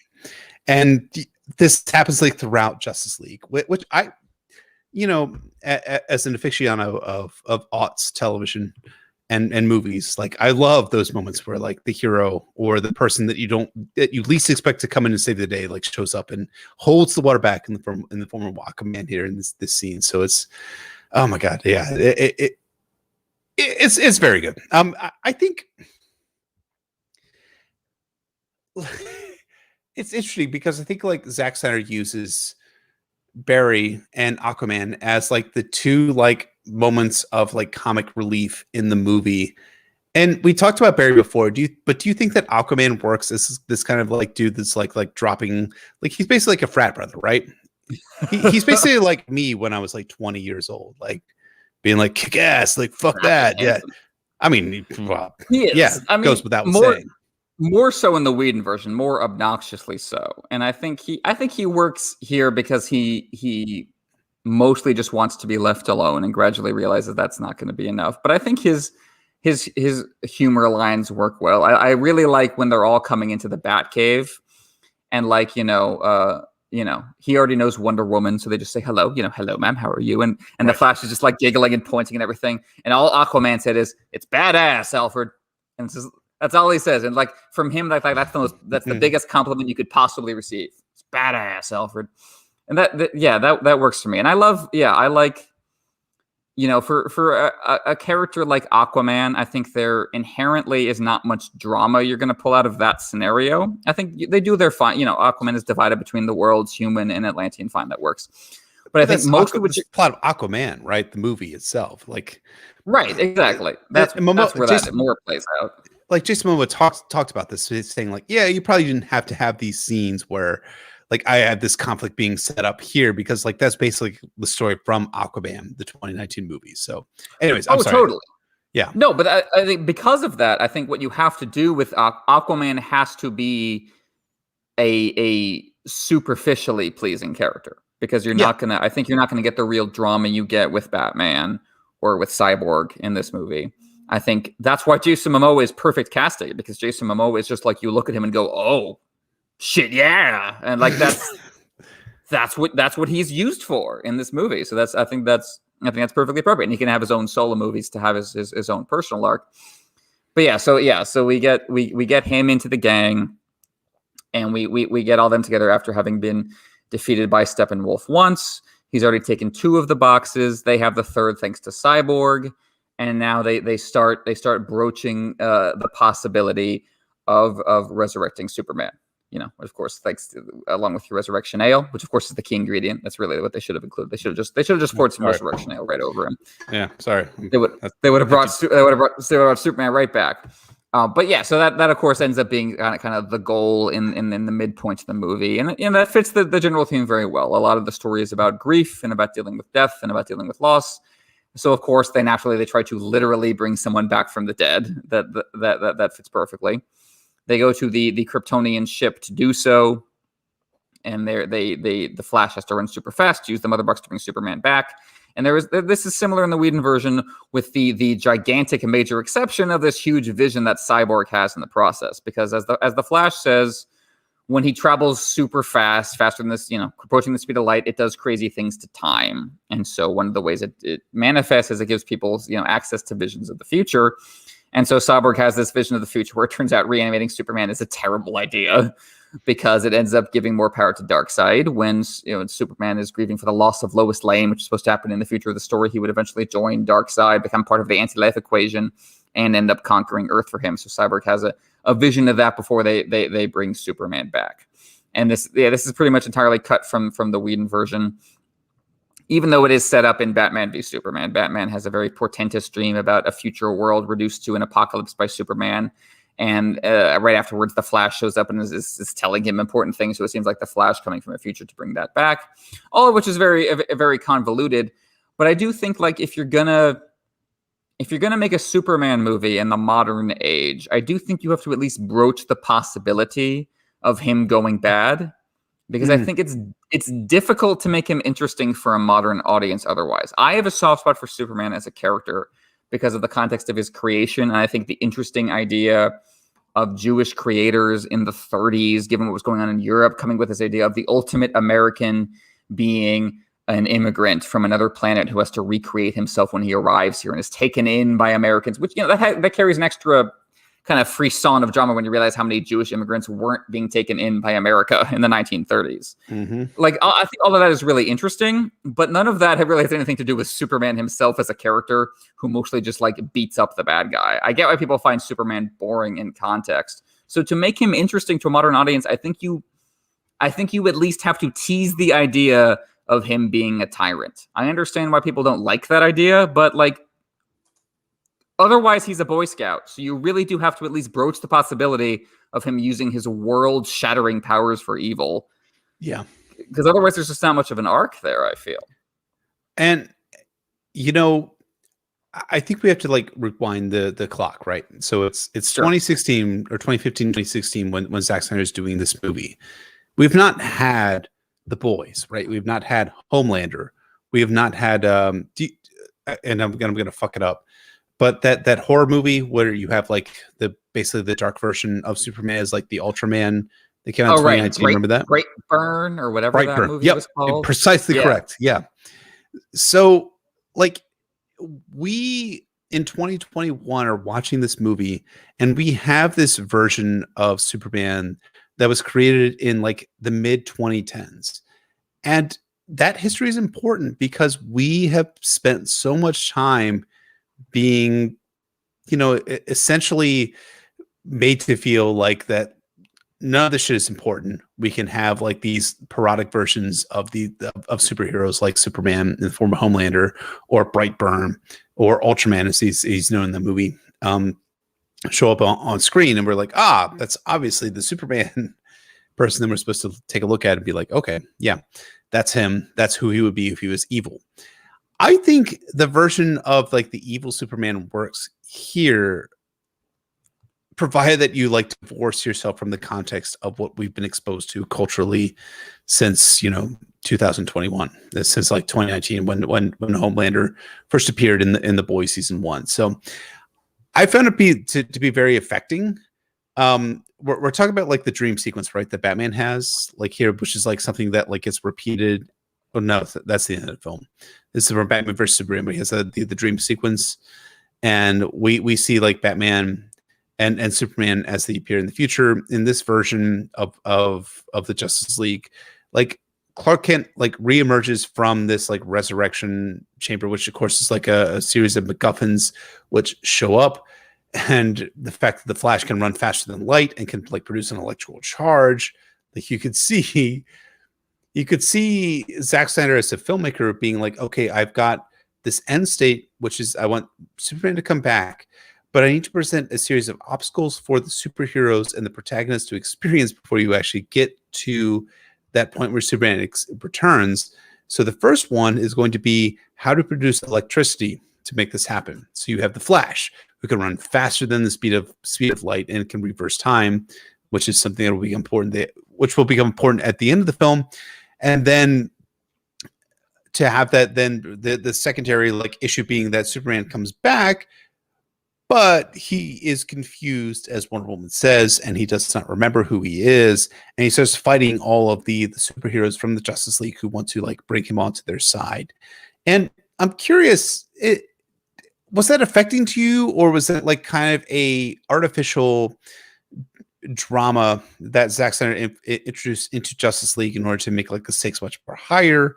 Or was it actually like effective for you when they're fighting in front of like Superman's like statue, like the broken statue that he has here in Metropolis, as we see in Justice League? It's difficult for me because in concept, I love the idea of Superman coming back wrong and having to wrestle with his humanity and opening up the possibility of using his powers for more evil means, because obviously that ties with, with all kinds of horror literature and themes I love, but it also ties into the idea of Superman, which is, obviously very similar to the idea of Jesus, of the idea of being both a human and a divine-like presence, of being impossible power capture within the flawed, fragile, mortal frame of a human. And Man of Steel is in love with that idea, maybe too in love with that idea, and kind of explicates it over and over and over again. But I do like that concept. I think the problem with it in this movie, and I think this is a problem with the Snyder movies as a whole, is it's more teased at than fully realized. And that it gets kind of isolated in this one scene where Superman freaks out upon waking up and fights the rest of the Justice League and demonstrates how much more powerful he is than all of them, and has to be brought back by his one link to humanity, which is, of course, Lois Lane. Played by the fantastically beautiful Amy Adams. Of course. Naturally he comes back. And yeah, and that leads to a lot of great things. Like, I love one section of the movie opens up with just a shot from a distance through a window of Clark and Lois arriving at the farm in Kansas. Yes. And it's just, you see through a window and they're on the wheat stalks, and it's just beautiful. Like, I mean, the way Snyder handles Kansas in these movies, it's just every shot looks like it should be like in a Wheaties ad. It's just gorgeous. And that's that there's a real effective quality towards him working his way back towards his humanity through his one leak. But yeah, it is a little isolated because Superman's not going to rip shit up in this movie. And there is the same problem with that in Man of Steel, where everyone is talking in Man of Steel about, can humanity be trusted with Clark? And can you reveal your secret? And is humanity ready? What will people make of him? But there's nothing in Man of Steel to suggest that humanity is not worthy of Superman. It's all in Batman v Superman. It's where Snyder actually gets into man being terrible. And that's, as he said in interviews, that's kind of what he's inherited from comics, because comics is the structure of comic books is whatever we do, we have to be able to come up with the next issue and the next year's run of issues. So we can't finish anything. And so that becomes kind of the problem with the drama of these movies, is that what's wrong with humanity can't ever be resolved, but only suggested at. And what's wrong with Superman can't ever be resolved, but only suggested at, because we got to be ready for the next movie and we got to be ready for the next comic book issue. And there's eventually that catches up to you and you haven't done anything, which ends up being the problem towards the end of Justice League we can get to, when we have scenes that are just suggesting in other movies. And it's just like, I'm not interested in seeing 10% of your puzzle piece, dude. I want to see a story. But so yeah, that is frustrating. But you see in that Cyborg vision what this was supposed to be leading to. That Zack Snyder had this plan, that the whole point of an alienated Superman, the whole point of a Superman with his only connection to Earth being Lois Lane is, once you sever that link, what happens? And that is an interesting, I think, direction to eventually take this story in, is you have a Superman who is naturally not connected to a world in which he can't relate to anybody, and his one connection is taken away, and you have that as his overall arc. And you can see that being hinted at, I guess, but that's all. And not to skip too far ahead, I missed my burps. But the idea of Lois is as Superman's connection to the real world, right? She's like the tether between Krypton and Earth. She's the person that, for Superman and Clark Kent, is the one person that truly embodies why Clark Kent should care about the Earth. So that's fascinating, because this opens up a whole slew of possibilities about like the future of thereafter after Justice League, which from reading some interview material between for Zack Snyder, he had planned for Lois Lane to be like, if she died, she would be like the point where Superman would be like, fuck the Earth, I'm joining with Darkseid, and would conquer the Earth on behalf of Darkseid. And this leads to several alternative voices of alternative versions of the Earth, where like Superman joins with Darkseid and has to like fight against Batman and various other characters, which we'll get to towards the end of the movie. But yeah, but it brings up like the very real problem that Lois Lane as a character is underdeveloped, and also brings forward like this idea that Zack Snyder originally had, but he didn't end up pursuing, which was that Bruce Wayne would become romantically involved with Lois Lane.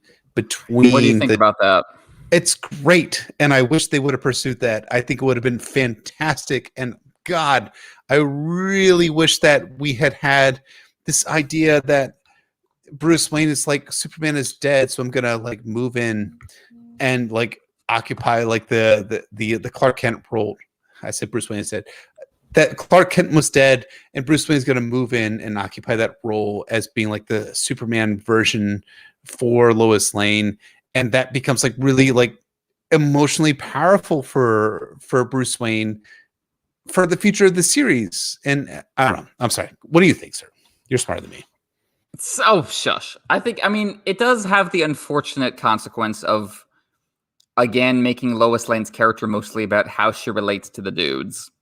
And I do think Lois Lane is underwritten in these series as a whole. Again, I don't think it's because Snyder is like, you know, has a misogynistic view of women the way I think Joss Whedon overall does. I think he just has a very kind of like rigid structural approach to the story of like, how does everyone relate to Superman, and what is everyone's job in terms of Superman? And like, that's, you know, so characters can often be just kind of reduced to that role. I think that, again, it fits the overall approach that you see Snyder setting up in Batman v Superman, where Batman embodies everything that is just kind of like petty and short-term thinking about humanity, that he would move in on Lois Lane while Superman was gone. I think it reminds me somewhat of the Tyrion Jon Arya like love triangle proposed for Song of Ice and Fire, in that like part of me wants, like, come on, can't you think of more imaginative things to do with these characters than just have them fight over romance? But I do get the, again, conceptually, if you take it all back to Man of Steel, it is there from the very beginning that Snyder has this idea that Superman's one link to humanity is love, and his one link to humanity is this romance with Lois Lane. If you take that away, then he becomes what he really is, which is an alien who has, why should he care about Earth? And I used to be one of those people who was annoyed by that, because my answer was, well, what he cares about Earth is what he was raised with his family, from Jonathan and Martha Kent, who raised him in Kansas and raised him to care about humanity.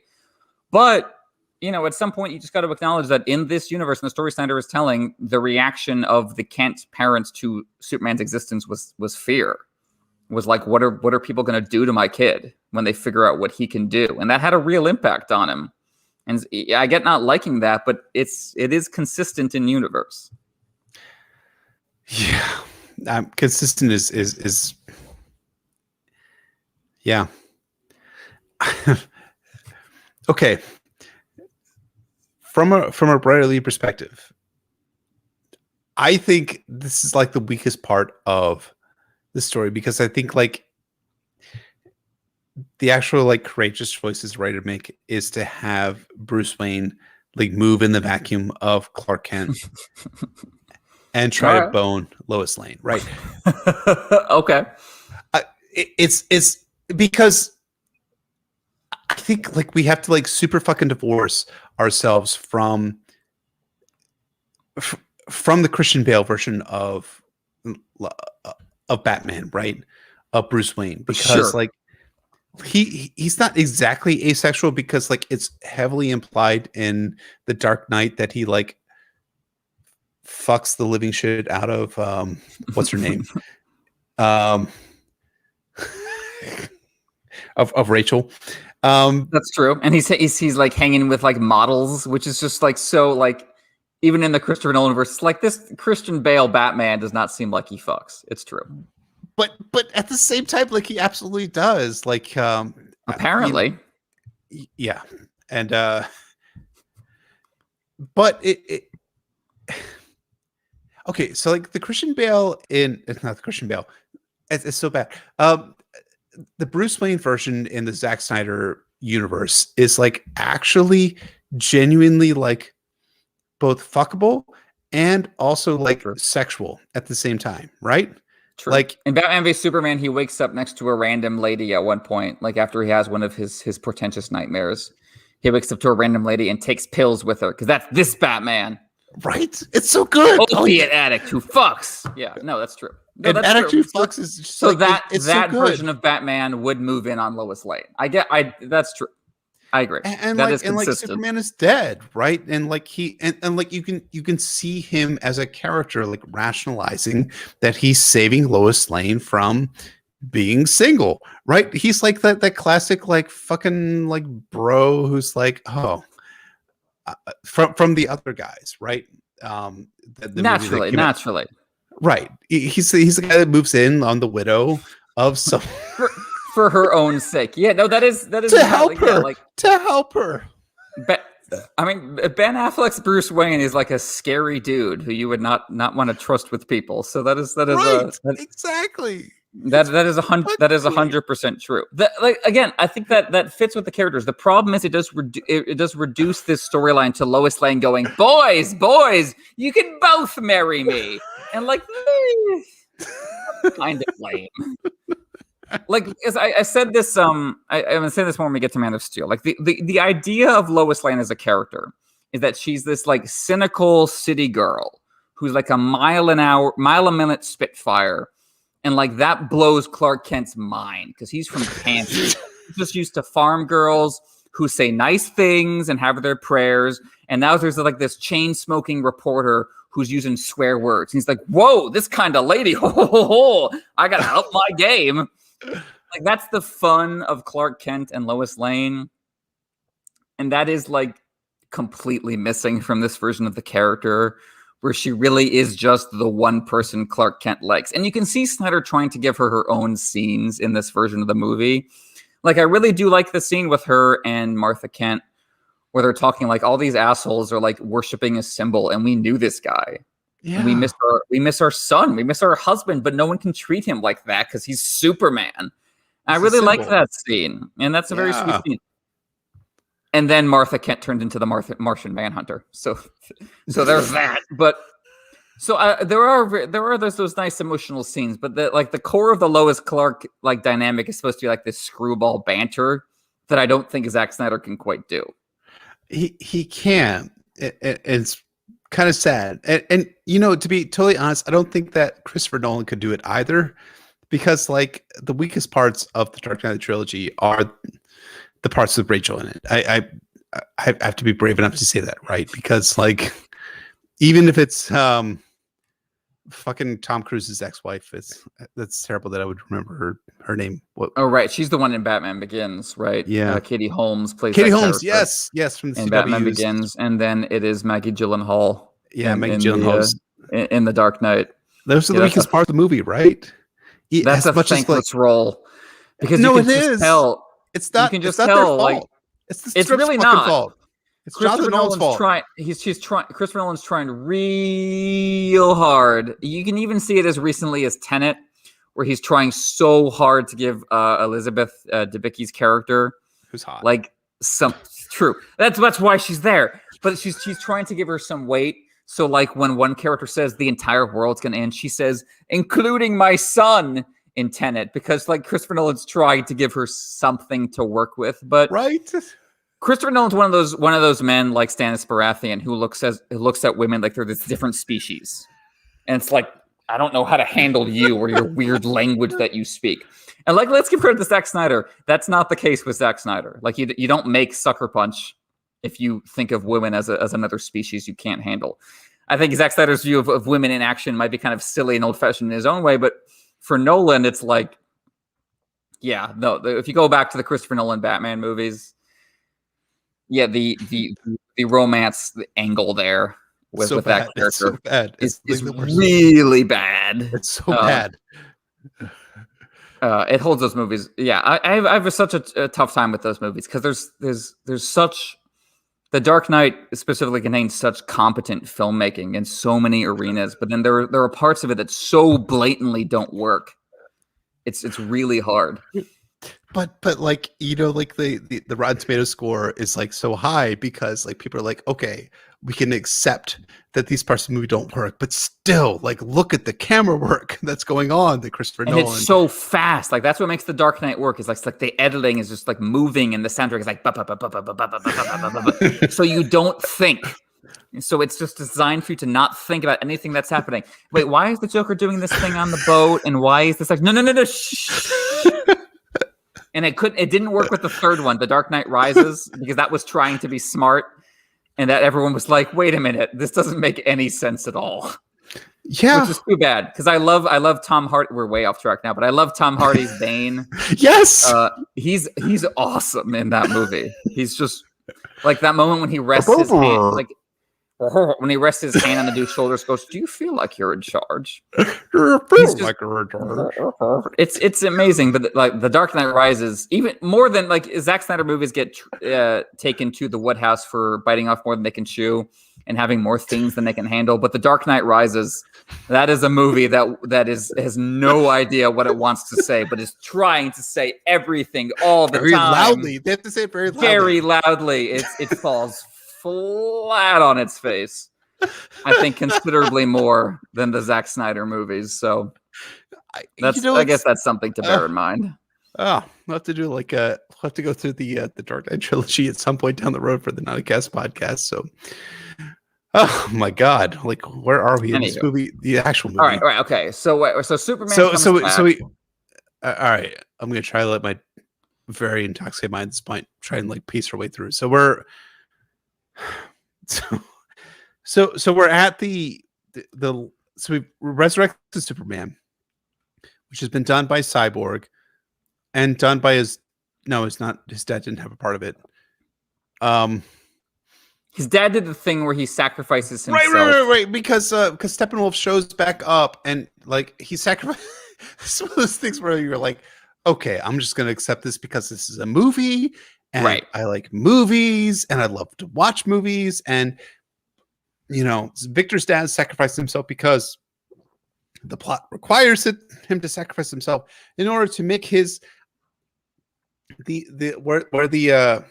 I keep wanting to call them the Infinity Stones, where the mother box, which the is mother box is being the held. most Yes. Freudian thing imaginable. Like that's also the problem with adapting comic books, is comic books are full of weird sex stuff, so you end up with things called mother boxes. Shall we think about that for even 5 seconds? But anyway, I don't want to. No, thank you. I don't want to get into Freud. It's it's also a movie about parents and children, so it doesn't make it easy. Anywho. It's funny, Batman versus Superman was about mothers, and Justice League is now about fathers, and Man of Steel is about fathers, but you had to have the fathers, mothers, fathers. So it's like the next movie, which is not going to happen, going to be about mothers again. I don't know. It's like the prologues in the ASWAF, how it's like north of the wall, south of the wall, north of the wall, south of the wall. Exactly. That's what we're dealing with here. Okay. So he's Victor's dad sacrificed himself because Steppenwolf shows up at the lab, and so he burns himself with the electron laser, and to embody. Again, I'm just following the movie's logic. I'm not following my own logic. So you can find out what the hottest thing in the world has been fried by the electron laser, and so in order to find this with a satellite, and thankfully Bruce Wayne, as the president of Wayne Enterprises, has the ability to look for these things, I guess, with an electromagnetic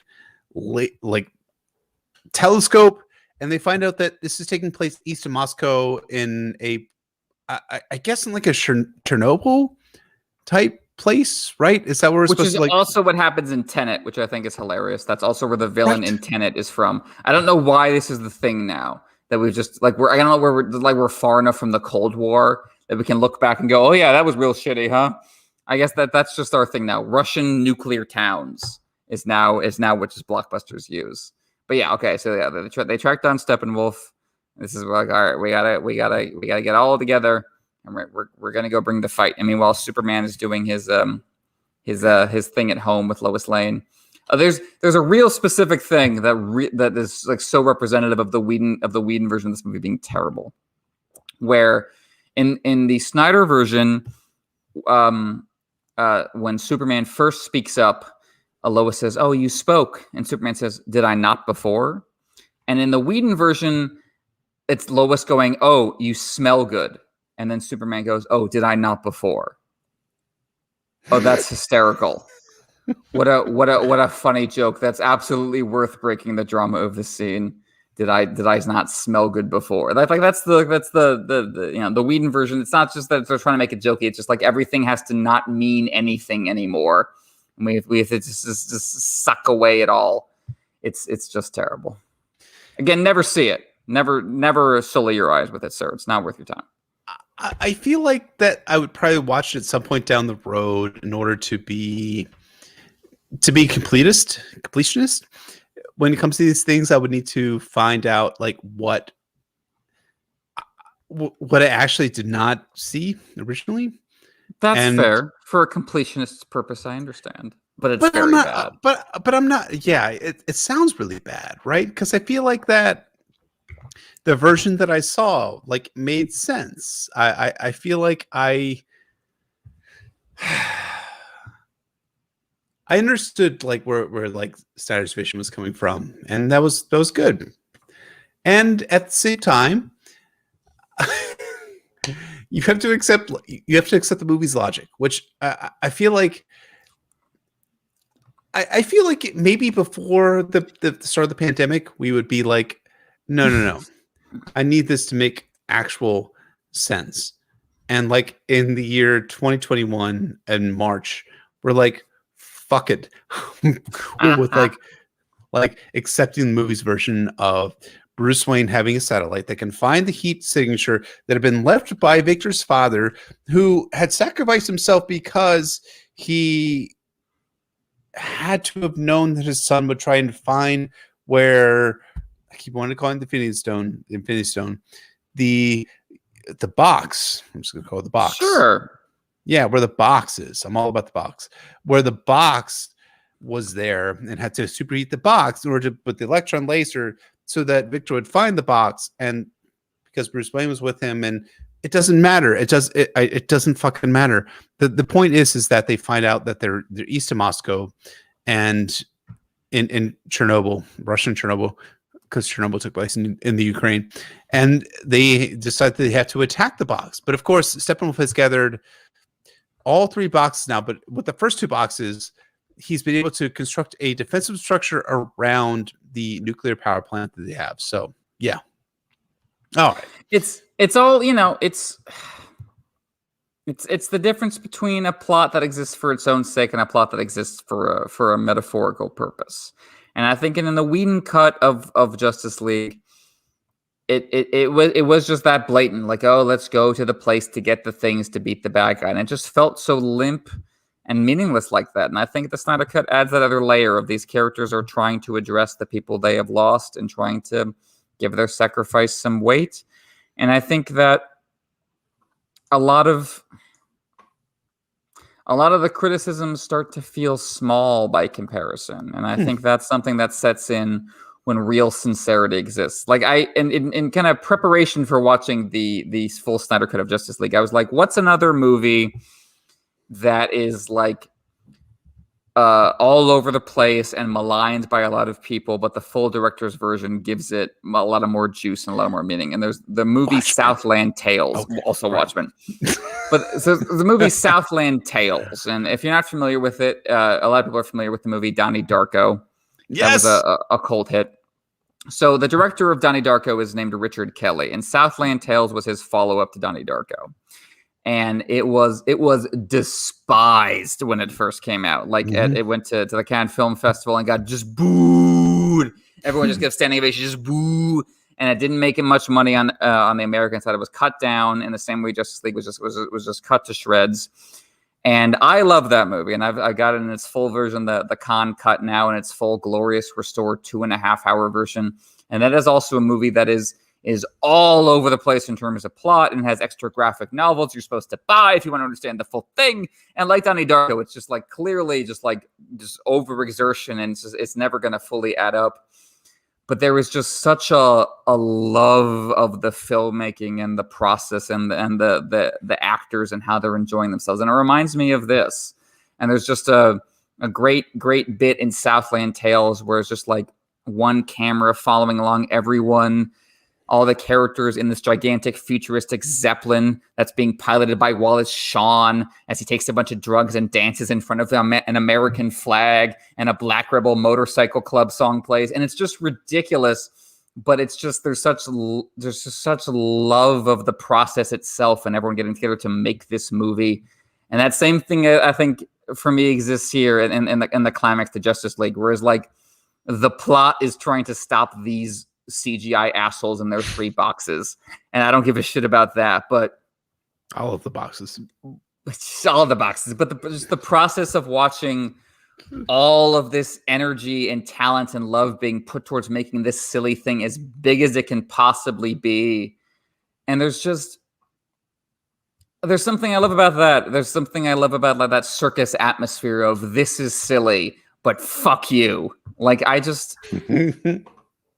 I don't know. There's as I get older, there's part of me just loves that more and more. Just that this is ridiculous, but we're gonna act like it's the most important thing on earth, because that's all anything is taking ridiculous things and acting like they're important.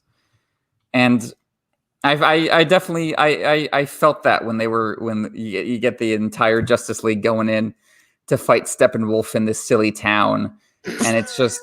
It doesn't mean anything in terms of what Steppenwolf's plan actually is, but it means something in terms of Bruce Wayne, who made this promise to Superman, and Cyborg, who wants to have his relationship to his family mean something, and same thing with the Flash and the Wonder Woman, Aquaman sticking up for their people, and that we've in the middle of this nonsense, we've somehow accessed something real. I think that touched my heart, I have to admit. You're right. It touches my heart. And other places, you know, fuck that too. Yeah.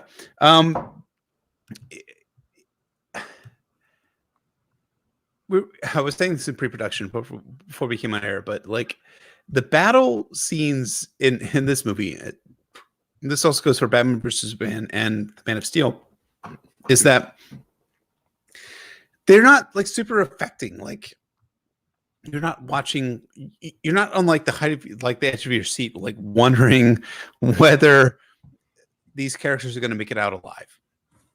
But that's Sure. okay, because you're wondering whether they're going to succeed or not. And I think that the fact that they're like wondering if success is something that is on the horizon or whatnot is an important like plot point. And you know, like it's also like in pre-production we were talking about this. It's like Batman of all of the Justice League is like the most useless character there, right?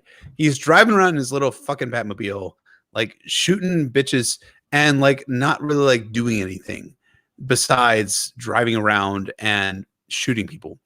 But you know, like he serves a purpose. And you know, the next hero up is Cyborg, who is able to like fly around and shoot people. And like the Flash, like it's able to like run as fast as he possibly can. And like the fact that he can run so fast provides an electrical current, which fuels Cyborg in order to like change like the cubes. And that's interesting. And you know, I like it. And I like that I don't care a huge amount about the action. I don't have to care about like whether it makes like actual logical sense. I can just like enjoy sitting back and letting my lizard brain absorb action. And I like the MCU as much as the next person, but I enjoy, just letting myself like sit back and being like, I'm watching a movie. Like, I don't know if that's like something that actually exists or not, but I love like the experience of watching a movie as opposed to like watching cinema where I have to like think about like all of the things that I'm like absorbing in my mind. Well, I'm always very divided on this question of whether things make sense or not. Because like I think for certain movies that are very plot driven and are in genres that are very focused on specific plot details, you do need things to add up if you want things to be worth revisiting. For police procedurals, like we were talking about earlier, for heist movies, for thrillers of various kinds, like it is work, like, for The Dark Knight, for example, like a very kind of differently paced movie than something like the Zack Snyder's Justice League. I think it's it's worthwhile poking out details in The Dark Knight because it's you're supposed to be hunched in the present moment trying to figure things out.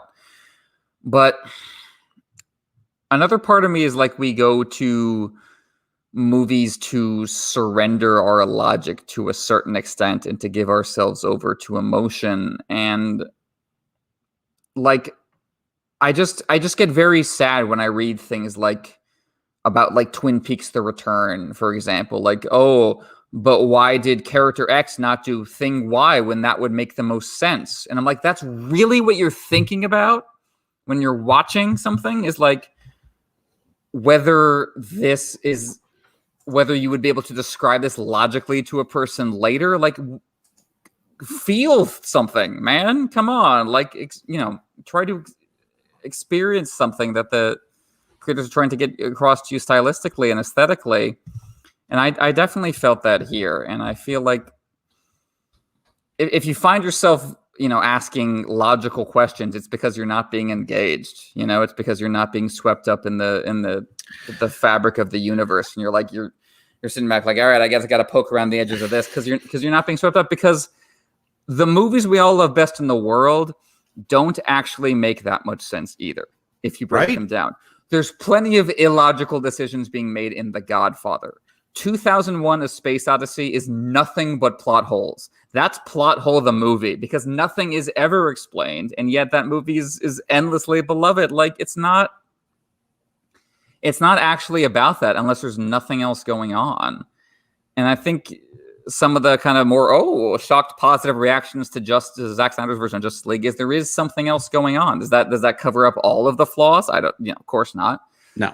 But that sense of a real kind of attempt at spiritual release is something I also love about Southland Tales and about a lot of other movies that I think are easily maligned because they're messy, but are reaching for something real. And I think I'll always try to invest in those. And this is a weird case because it is still a blockbuster made with huge IP characters, but it's such a weird case of being half a blockbuster and half a personal artistic statement. It's such a weird case.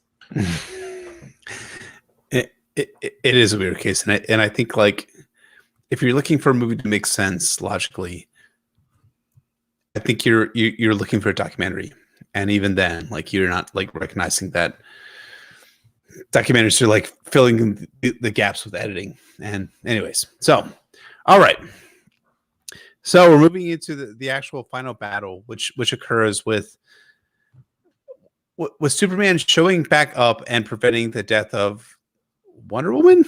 Am I remembering that correctly, or is it Batman? It's Cyborg, I think. Cyborg, Okay, right. So their plan is to get Cyborg. Again, a lot of it the plot ends up centered on Cyborg, which is great.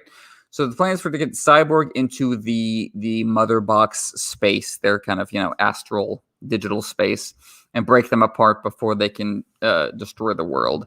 And the plan is for the Flash with his superpowers to get Cyborg into that spot. So they go fight Steppenwolf in his plane. Each, every character does their individual thing that they're very good at, but then they individually start losing. And at one point, they just straight up lose. And the Flash has to reverse things and go back in time, which is, of course, very relevant to the theme because he brings up stuff his dad said earlier about, forgetting the past and reshaping your own future. But he's literally traveling into the past to reshape his future. So fits the themes of grief and characters dealing with their past very well. And he launches Cyborg into the digital space where he confronts the mother boxes. And the mother boxes themselves seem to try to lure Cyborg in with the promise of restoring his human self. And he accepts himself as he is and breaks them apart. So there's your theme. He helps with Superman. And then they, through a portal while Darkseid is watching, they have Wonder Woman behead Steppenwolf in slow-mo. The most Zack Snyder thing ever to happen. So erotic. It's perfect. Yeah, again, it is though. It is erotic, and there is again that thing with Zack Snyder. And if you go back to watch 300, or you watch like the sex scene set to Hallelujah in Watchmen, where it's like this is kind of awkward, but also it's a sincere, explicit sex scene in a mainstream movie, and man, those are rare nowadays because at some point Hollywood decided that just adults don't have sex. I guess we're just going to decide that that's a thing that's happened. And now just most studio movies just go forward with that kind of general neutered assessment. And, it's rare that blockbuster films of this scale kind of address that part of it. And that is kind of an interesting presence in the Zack Snyder world. But yeah, so you get the delightful beheading of Steppenwolf and the setup for the next movie that was supposed to happen, where Darkseid himself would come to confront Superman and his allies on the planet for the anti-life equation. That was supposed to be the future of the Justice League movies. I believe it was a 5-part trilogy. I think that is the Zack Snyder phrase that everyone's making fun of, which I think as a Song of Ice and Fire fans, we don't get to make fun of that because we are dealing with what is going to be a 7-part trilogy ourselves. So really, who are we to judge? Right. Yeah, so the original idea was like a 5 movie trilogy, which would have the Lois Lane Batman romance and would result in, to skip a little bit ahead, to Superman having being corrupted by Darkseid and being his agent on the Earth, which would result to the death of the Earth. But then you would have the Flash who would be able to reverse time, which is something we saw in the Justice League. And, Bruce Wayne sacrificing himself to save Lois Lane. And that leading to Superman not being corrupted by Darkseid and having Lois Lane. It's like his tether to the Earth. And again, you have to accept like a little bit of movie logic here in these sorts of things, because it's not just Lois Lane that is like his, tether to Earth. It's also his mother, Martha, who's also like that tether as well. really well by Diane Lane. But yeah, so you have all sorts of setup for like the future of the DCEU, and it's, to me, it feels compelling as like something that like Zack Snyder had like actually like invested the time to set up, both in terms of the individual movies as well as to the like shared Justice League type universe. So I think it's like compelling, and I'm kind of, and I'll toss it over to you. Maybe this will be our closing question for the night. Do you think it's like compelling that the universe that was set up here as like individual films and as like joint like Avengers style Justice League films, or is it just kind of a dud? I think the idea of Batman having to try to rework time to sacrifice himself is extremely in keeping with his character. Because, Batman is a character as obsessed with sacrifice and martyrdom and death and fear and suffering himself to save other people. So I think if it had been allowed to carry out at the pace the Snyders had envisioned it, I think that's interesting that you have like Superman sacrificing himself but then being brought back to life. But then Batman has to sacrifice himself for real to make the universe okay. I think that fits those characters actually pretty well. I think it's so funny because that is the kind of story that gets told in comic books a lot these days. But comic book storytelling is kind of a convoluted mess, and the process of translating comic book storytelling to movies has usually been the process of hacking away all the comic book specific things about it and trying to make it into a version that can fit a mass audience. I think that's generally what most directors have tried to do. Zack Snyder is like the only one who's tried to like translate comic book storytelling directly to movie making. I don't think it's been entirely successful, but I think it's a wild experiment. It's just, all these characters in these movies are always just like wandering around the ruins of things and wandering around like broken museums. And that's kind of what watching these movies feels like. You know what I mean? Like we're just like walking in these grand, beautiful, broken places and being like, let's look through the fragments of these artistic things and see what remains. That's kind of the feeling. I think you're right. And I think that Zack Snyder's Justice League ultimately succeeds because it tells a grand story, and it does it in a way that we as an audience can understand, like the development of the story, the lead up to the main action sequences, and ultimately to the conclusion of the story, which is where you have the formation of the Justice League and you have Superman showing up and the future of Superman going bad, going rogue, going bad. And then you have like the also setups as well of the Flash and Batman going back in time and saving humanity from the mistakes that Bruce Wayne made because he was boning, Lois Lane, which I understand because it is Amy Adams, and I would also make that mistake. This is what booze truly brings out of Jeff. Is his lustful side. It's truly terrifying. Truly, I love it. No, of course not. No, I agree. I would love to see more Zack Snyder movies in the DC universe. I honestly would. I think it's clear and it's consistent with its own universe, and I would love to see payoff to the stuff that we get at the end of this movie, where we see the post-apocalyptic universe and Batman forced to team up with the Joker and Deathstroke. I would absolutely love to see that expanded because it's right. Because then it becomes post-apocalypse, which is my my favorite genre. So I can't possibly resist that. What are you shooting, by the way? Oh, effing vodka. Oh, straight vodka. Effing vodka. Effing vodka. Usually Chloe orders from a distillery near us, but we were in between. So I went out to the liquor store and just grabbed the nicest looking bottle I could find. It's the goddamn good looking bottle of vodka, sir. It's not bad at all. I love everyone in the comment is reacting to Jeff's thirst. I don't understand. The man has children, folks. Where did you think they came from? You think he just snapped his fingers and they emerged from the ether. Do you think I'm like a part of the MCU? Come on, motherfuckers! Like,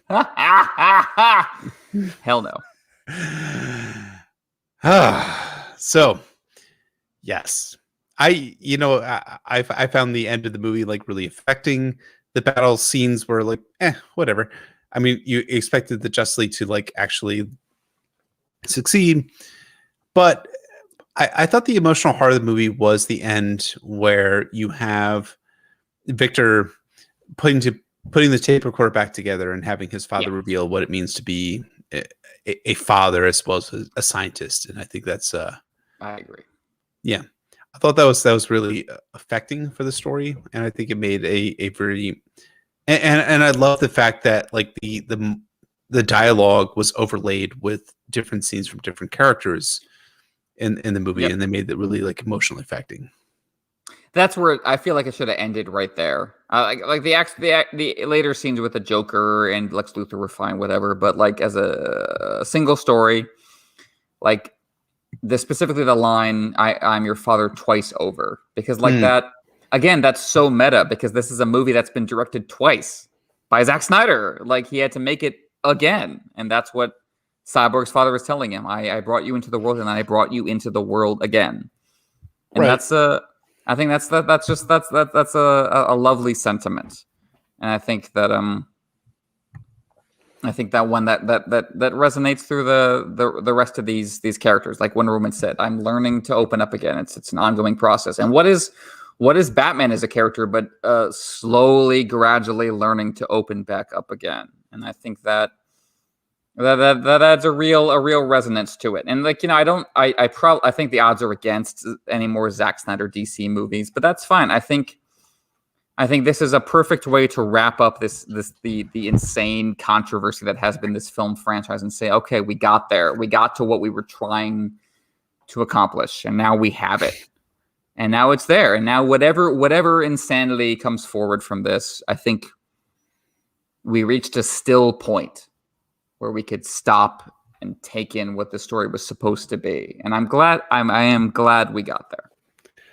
I'm glad we got there as well. And I think humanity is bettered by the fact that we got a 4-hour version of this movie that no one liked to begin with, and a movie that was demanded by an audience. And it's weird, but I feel like it hits the sweet spot between original artistic version as well as what the fans really wanted. So great. I'm so glad that Zack Snyder's The Justice League exists in the world. And,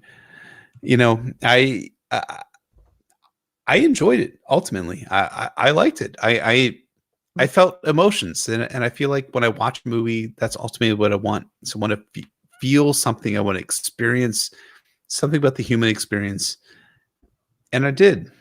And that's not always the case with a lot of movies that get made these days. What are your final thoughts on Justice League? Zack Snyder's Justice League, rather.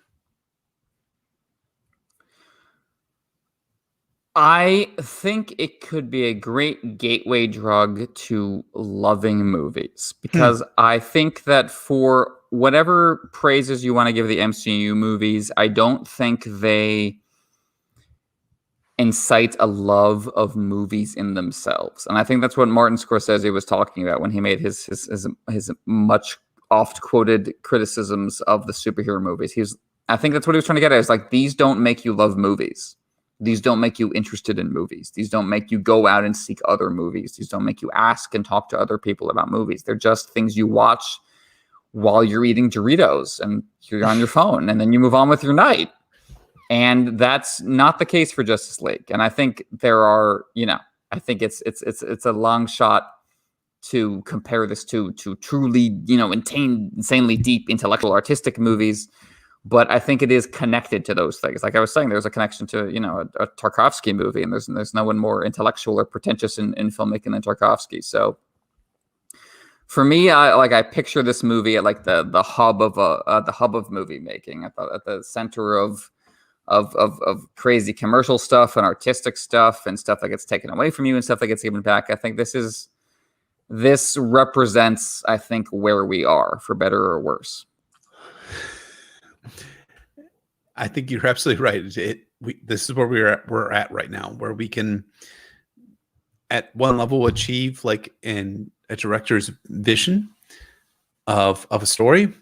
At the same time, we can demand that the director's vision of a story actually gets shown on screen as it actually occurred. And is that good? Is that bad? I don't know. Give me another 4 or 5 years before we figure that out. So when we get the next two, when Zack Snyder finishes his 5-part trilogy.